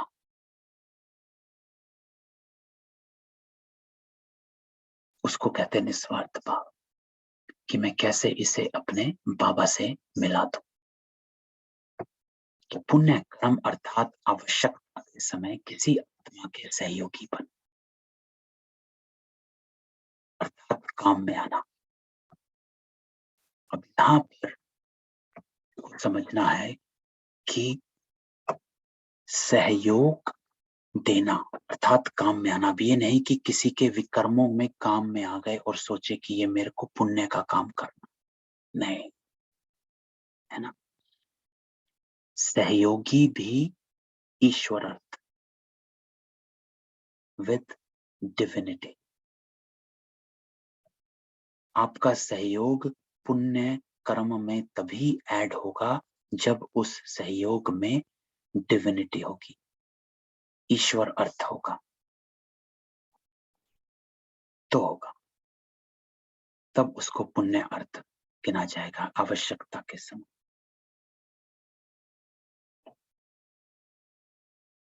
जैसे हम कहते हैं कि भिखारी मंदिर के आगे खड़ा है, उसको पैसा देना तो बाबा ने मना किया, कुछ देना बाबा ने मना किया, लेकिन आप उसके सहयोगी बन सकते हो क्योंकि आप उसकी आत्मा को एक वाइब्रेशन दे सकते हो। वो है पुण्य का काम। सूक्ष्म है, दिखाई नहीं देता, लेकिन वो पुण्य का काम, क्योंकि आप के कर्म करने में अंतर है ना, दूसरों की तरह नहीं। तो आपके कर्म सूक्ष्म होते हैं क्योंकि आपका बदलाव सूक्ष्म है, ये युग सूक्ष्म है, संगम युग। हमारा युग चेंज हो चुका है ना, तो हमारे कर्म भी चेंज। साधारण आत्माओं की तरह हमारे कर्म नहीं है, तो किसी आत्मा का सहयोगी बन, आवश्यकता के समय बाबा से कनेक्ट करते, सबसे बड़ा पुण्य का काम। सबसे बड़ा पुण्य का काम मुक्ति, जीवन मुक्ति दिलाता। तो पुण्य कर्म करने वाली आत्मा को अनेक आत्माओं के दिल की दुआएं प्राप्त होती हैं।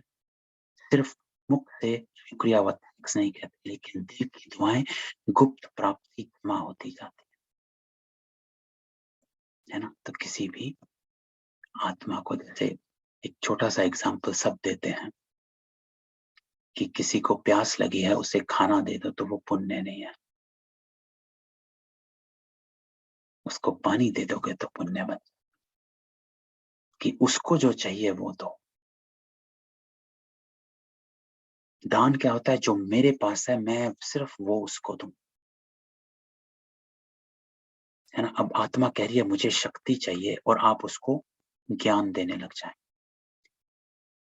इसको पुण्य नहीं कहेंगे, दान। क्योंकि दान क्या होता है? जो मेरे पास है मैं वही चीजें दान करता हूं, है ना। पुण्य होता है जो उसको चाहिए मैं वो उसको देता हूं,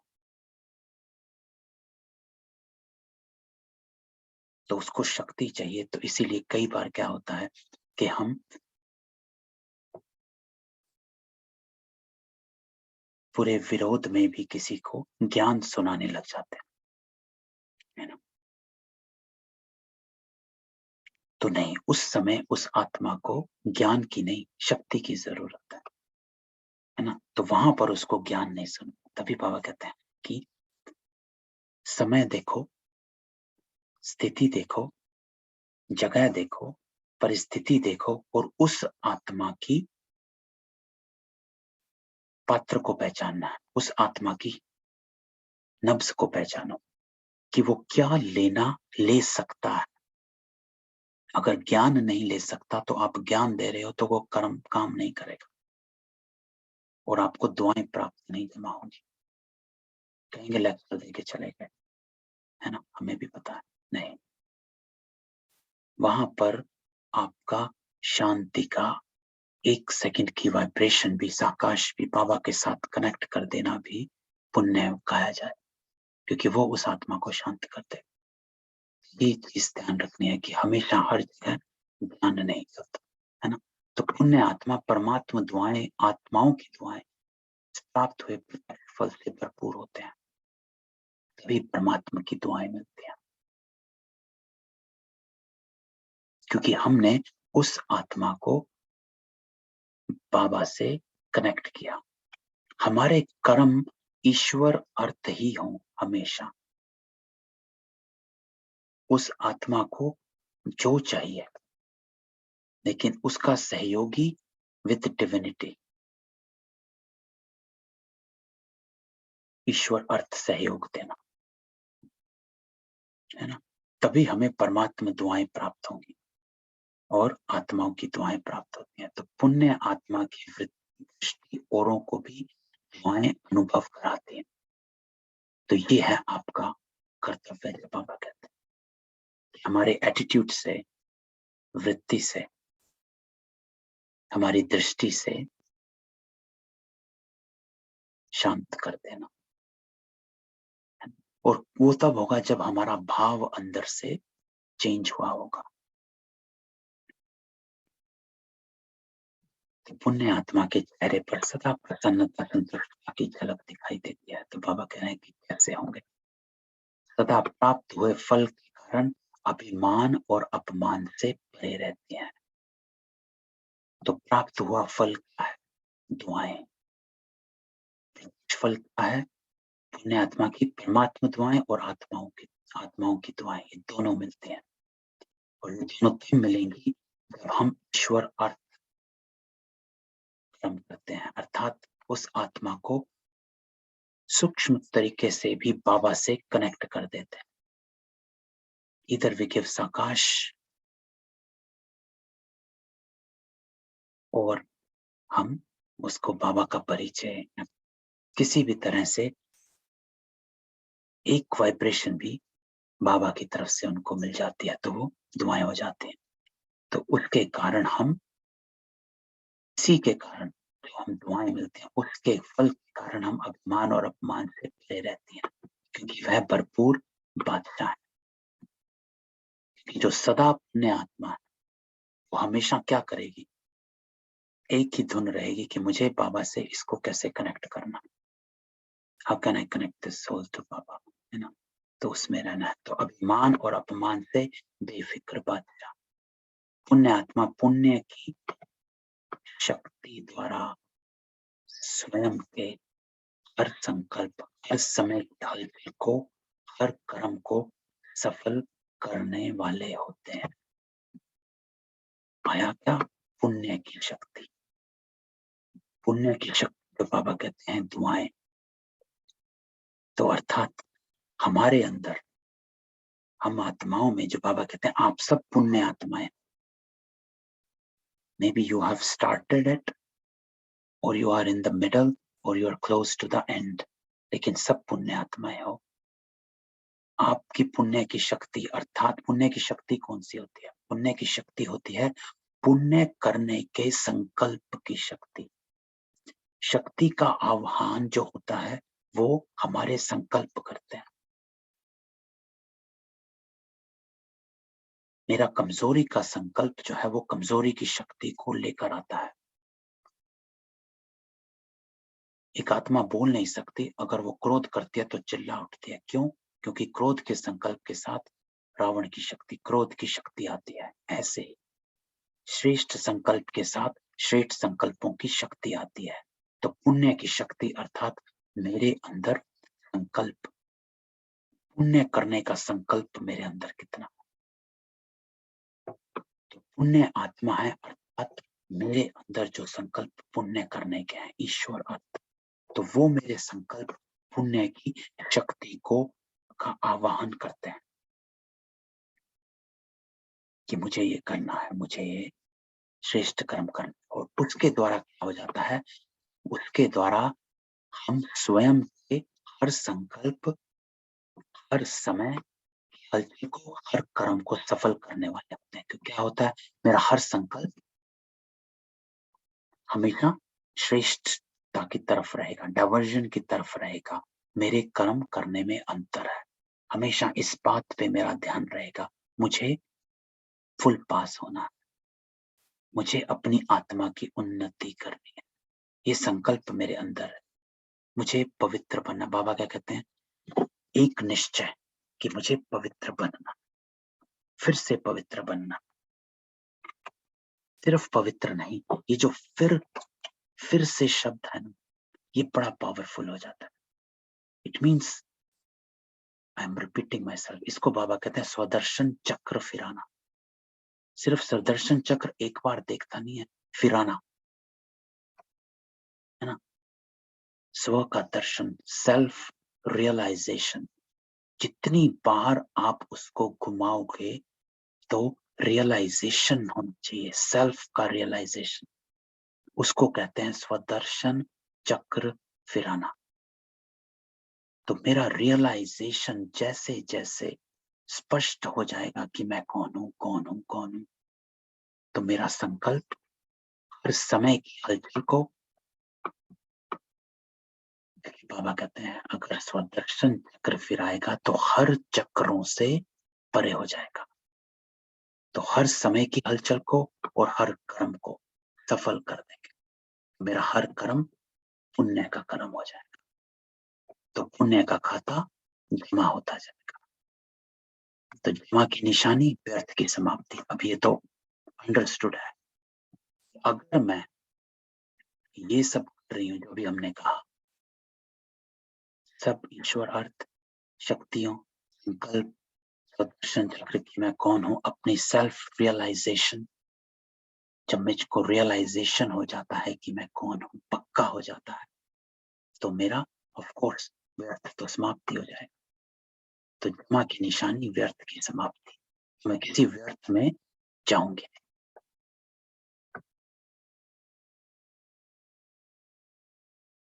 क्योंकि मैं अपने को हर चीज से, हर व्यर्थ से डिटैच कर चुकी हूं, और वो डिटैचमेंट आता है रियलाइजेशन से।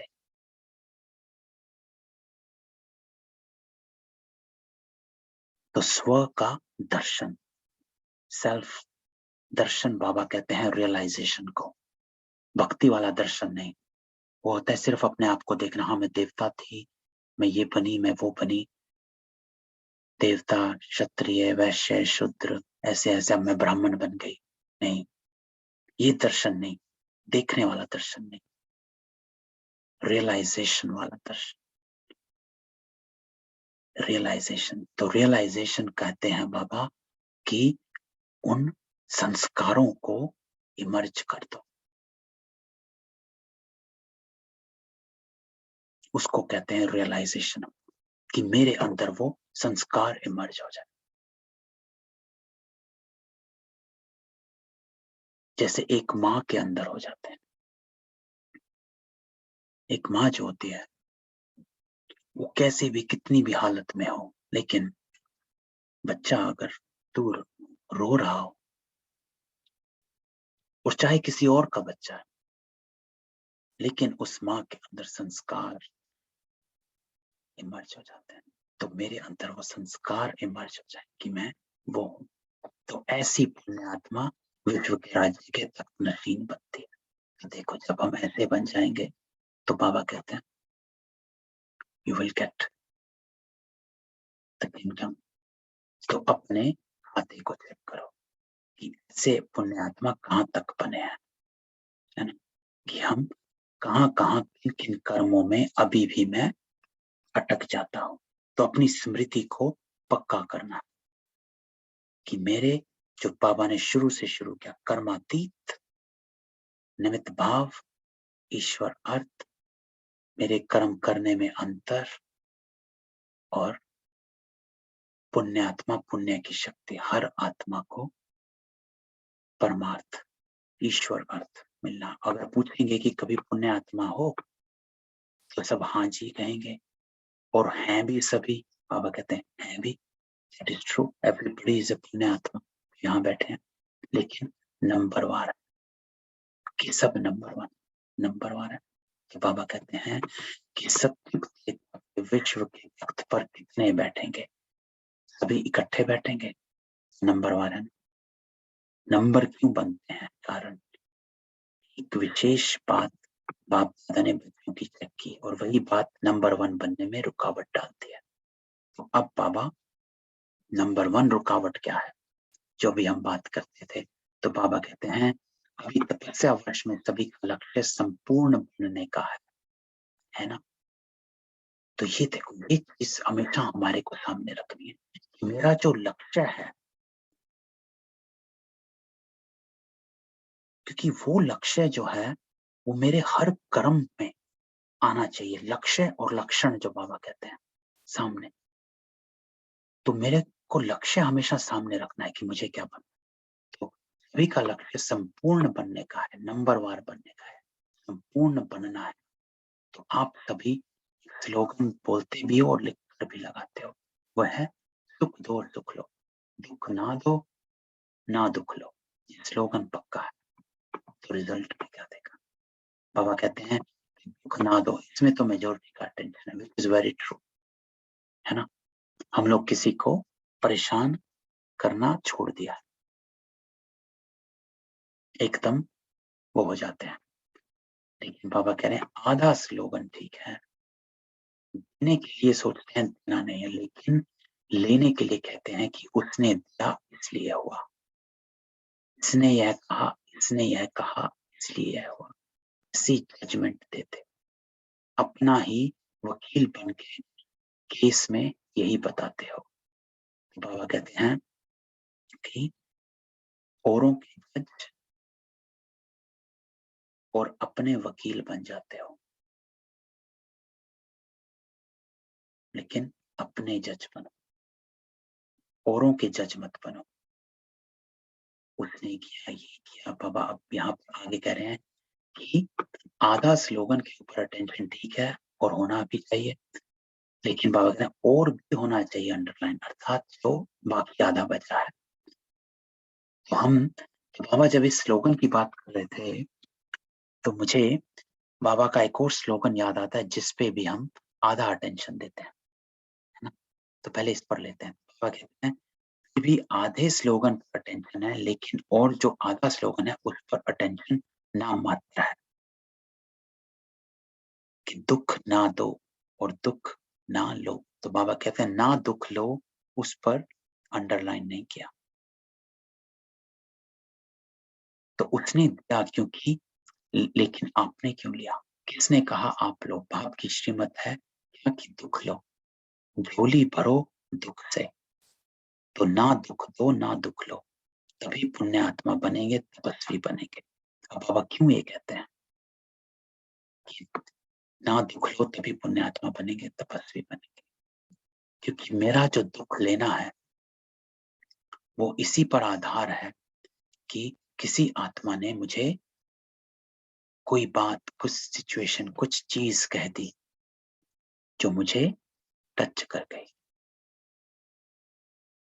अर्थात जो बाबा ने ऊपर कहा, अभिमान और अपमान।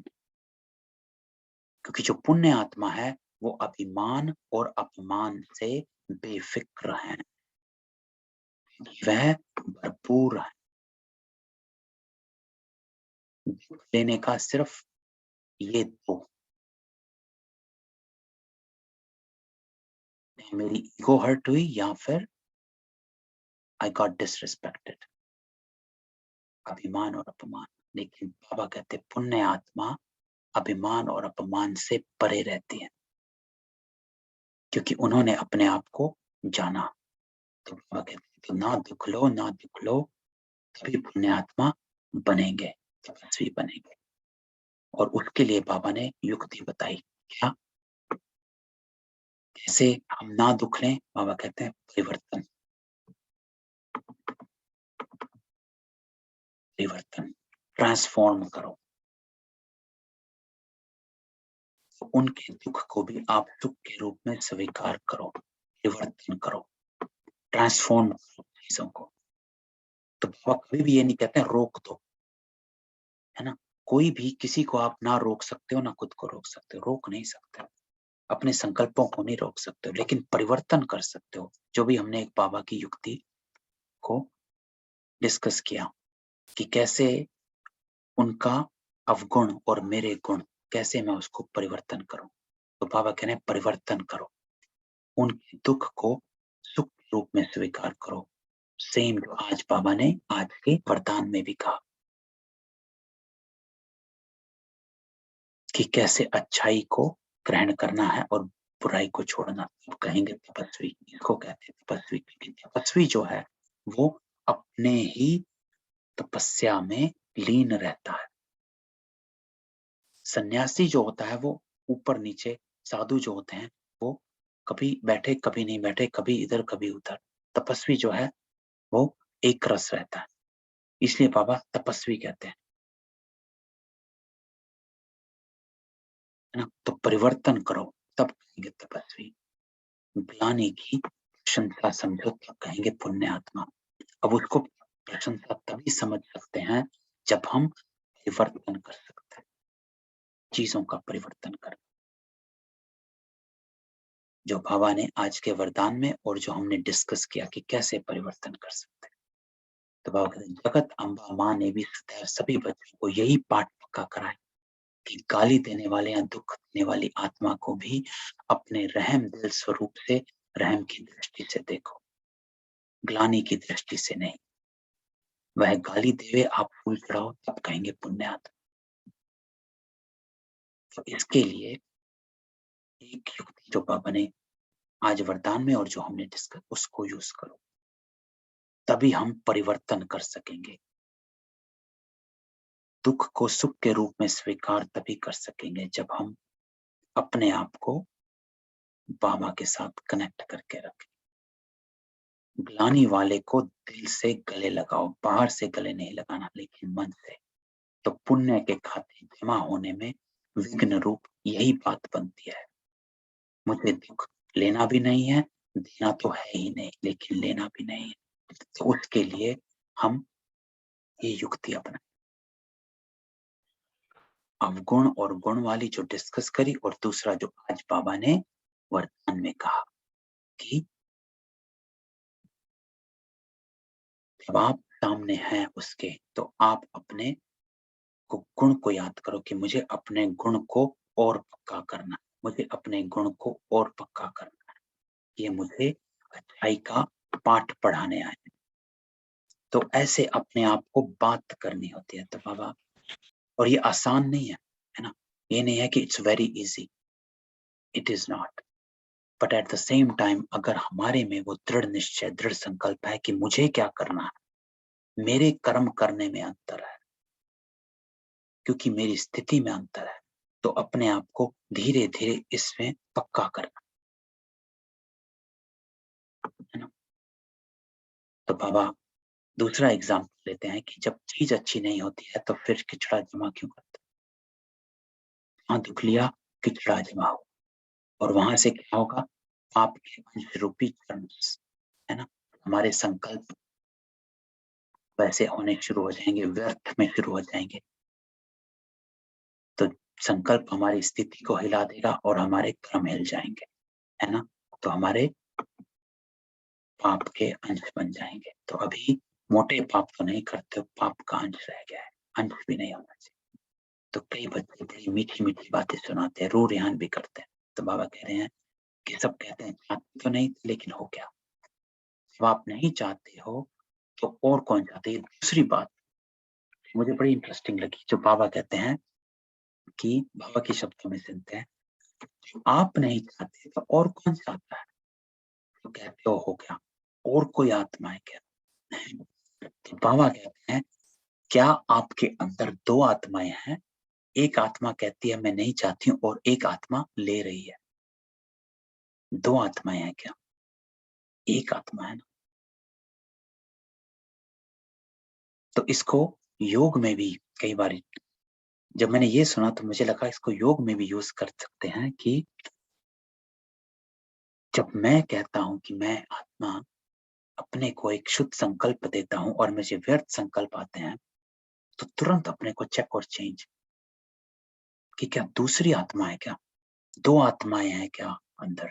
जो एक आत्मा व्यर्थ के संकल्प कर रही है और दूसरी आत्मा कह रही है कि मैं श्रेष्ठ आत्मा, एक है ना। तो बाबा कह रहे हैं कोई दूसरी आत्मा है क्या? होना नहीं चाहिए, लेकिन होता है। यह कौन बोलता है? और कोई आत्मा बोलती है कि आप बोलते हो? एक ही है ना। तो तपस्या इन बातों के कारण सिद्ध नहीं कर सकेंगे। जो होना नहीं चाहिए, जो करना नहीं चाहते, वे ना होना ही, ना करना ही पुण्य आत्मा की निशानी है। जो होना नहीं चाहिए, जो करना नहीं चाहते, वह ना होना ही, ना करना ही पुण्य आत्मा की निशानी है। अंडरलाइन है ना ये बात कि आप सब पुण्य आत्मा हो। तो बाबा कहते हैं वह ना होना ही ना करना ही पुण्यात्मा की निशानी है। तो ऐसा पक्का संकल्प, दृढ़ संकल्प कि नहीं करना। तो बाबा कहते हैं बाप दादा के पास रोज बच्चों की अनेक ऐसी कहानियां आती हैं, बोलने में इंटरेस्ट वाली कहानियां बताते, सुनते रहो, कोई लंबी तो कोई छोटी, लेकिन कहानियां बहुत। आज इस वर्ष के मिलन की अंतिम टुप्पी है, तो सभी टुप्पी लगाने आए हो, जबकि भक्ति मार्ग में भी डुबकी लगाते हैं तो कोई ना कोई संकल्प जरूर करते हैं, चाहे कुछ स्वाहा चाहे कुछ स्वार्थ, दोनों से संकल्प करते हैं। इस वर्ष में यह संकल्प करो कि अब बाबा हम सबको संकल्प दे रहे हैं, तो ये संकल्प हम बाबा के साथ बैठकर बाबा को देते हैं।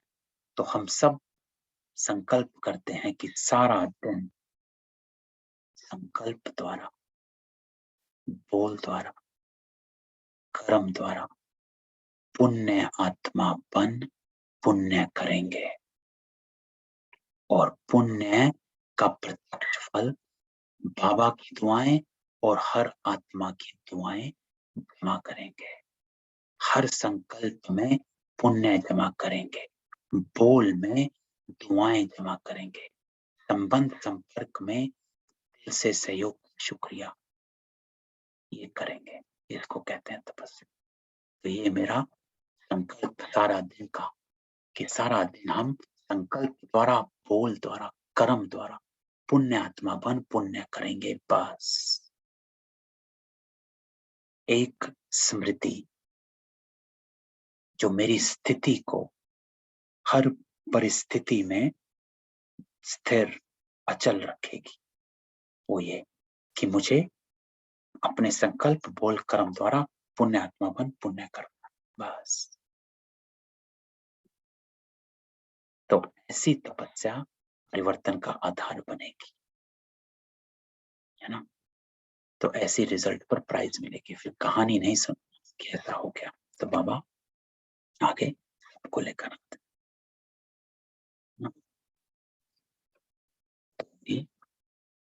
तो बाबा कहते हैं अब बाबा मेले का, तो जब बाबा के पास आए थे तो बहुत सारी आत्माएं उस वक्त एक साथ पहुंच गए थे। तो बाबा मेला, तभी बाबा ने बाहर अंदर हर जगह अरेंजमेंट था, टेंट भी लगाए हुए थे और ये था। तो बाबा उस बात को सामने कर रहे हैं कि बारिश भी हुई, सब कुछ हुआ। तो बाबा कह रहे हैं ब्रह्मा भोजन तो अच्छा मिला, अभी तो और ही ठिकाना मिला। तो बाबा आगे उस बात को कर रहे हैं।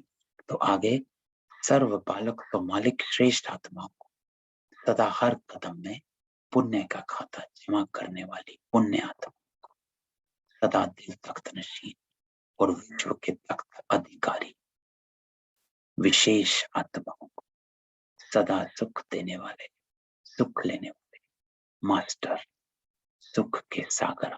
देखो मास्टर सुख के सागर, सदा खुशी में रहना और खुशी देने वाले मास्टर दाता बच्चों को। तो 3 बातें बाबा ने कही, मास्टर दाता हो, मास्टर सुख के सागर हो, तख्त अधिकारी विशेष आत्माएं हो, पुण्य आत्माएं हो। 5 स्वमान बाबा ने हमें दे दिए। तो हमें सारा दिन इस स्वमान में स्थित रहकर करना। तो आगे दादियों से, ये थी बाबा की आज की संडे की मुरली, कर्मातीत स्थिति और पुण्य आत्मा। तो हमने क्या सीखा? तुमने यही सीखा कि निमित्तपन कर्म करना, कर्म के बंधन में अटकना नहीं है। जो जब होना है तभी, 2 घंटे बाद कुछ होना है तो 2 घंटे बाद, आज अभी से ही उसमें अटको नहीं। 2 दिन बाद कहीं जाना है तो 2 दिन बाद, अभी से अटको नहीं। हाँ, तैयारी करनी है, तैयारी करना वो अलग बात है। तैयारी करो, संकल्प आया तैयारी करो, खत्म करो, अटको नहीं कर्मों, है ना। और न्यारा और प्यारा, आपके कर्म में अंतर है, इसको ध्यान रखो, क्योंकि मेरी स्थिति में अंतर है। सामने वाले ने जो किया उसकी स्थिति के अनुसार किया, मैंने जो किया अपनी स्थिति के अनुसार किया। हल्कापन, मन बुद्धि संस्कारों में, तीनों में हल्कापन, और वो तब रहेगा जब मैं अपने को निमित्त बनाकर कर्म करूंगी, है ना। क्योंकि ऐसे भारी मनुष्य आत्माओं की वृत्तियों का भारीपन हर तरह से होगा, लेकिन मुझे अपना को निमित्त बनना अर्थात कंबाइंड रहना है बाबा के साथ, अर्थात बाबा की श्रीमत पर चलना। जो बाबा के संकल्प वो मेरे कंबाइंड स्वरूप। फिर बाबा कहते हैं डबल नशा, बालक और मालिक। अपने को ये आदत देनी है, अफर्मेशन, कि मैं हूं सत्युग की दैवी आत्मा, और फिर से बनना है बस ईश्वरीय संतान, ऐसा नशा, है ना। और फिर पुण्य का खाता जमा कर, कि मुझे हर आत्मा को कनेक्ट करना बाबा के साथ, हर कर्म ईश्वरत्व। तो आवश्यकता के समय किसी आत्मा के सहयोगी बनना, सहयोग विद डिविनिटी। ईश्वर अर्थ सहयोग देना, उसको कहते हैं सहयोगी। उनके कर्मों में विकर्मी सहयोग नहीं, हमारा सुकर्मी सहयोग।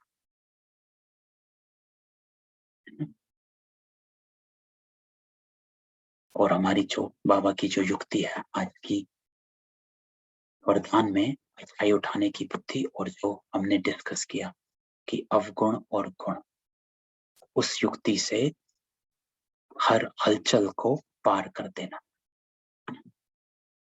ठीक है, तो ये थी बाबा की मुरली। ओम शांति। कोई क्वेश्चन?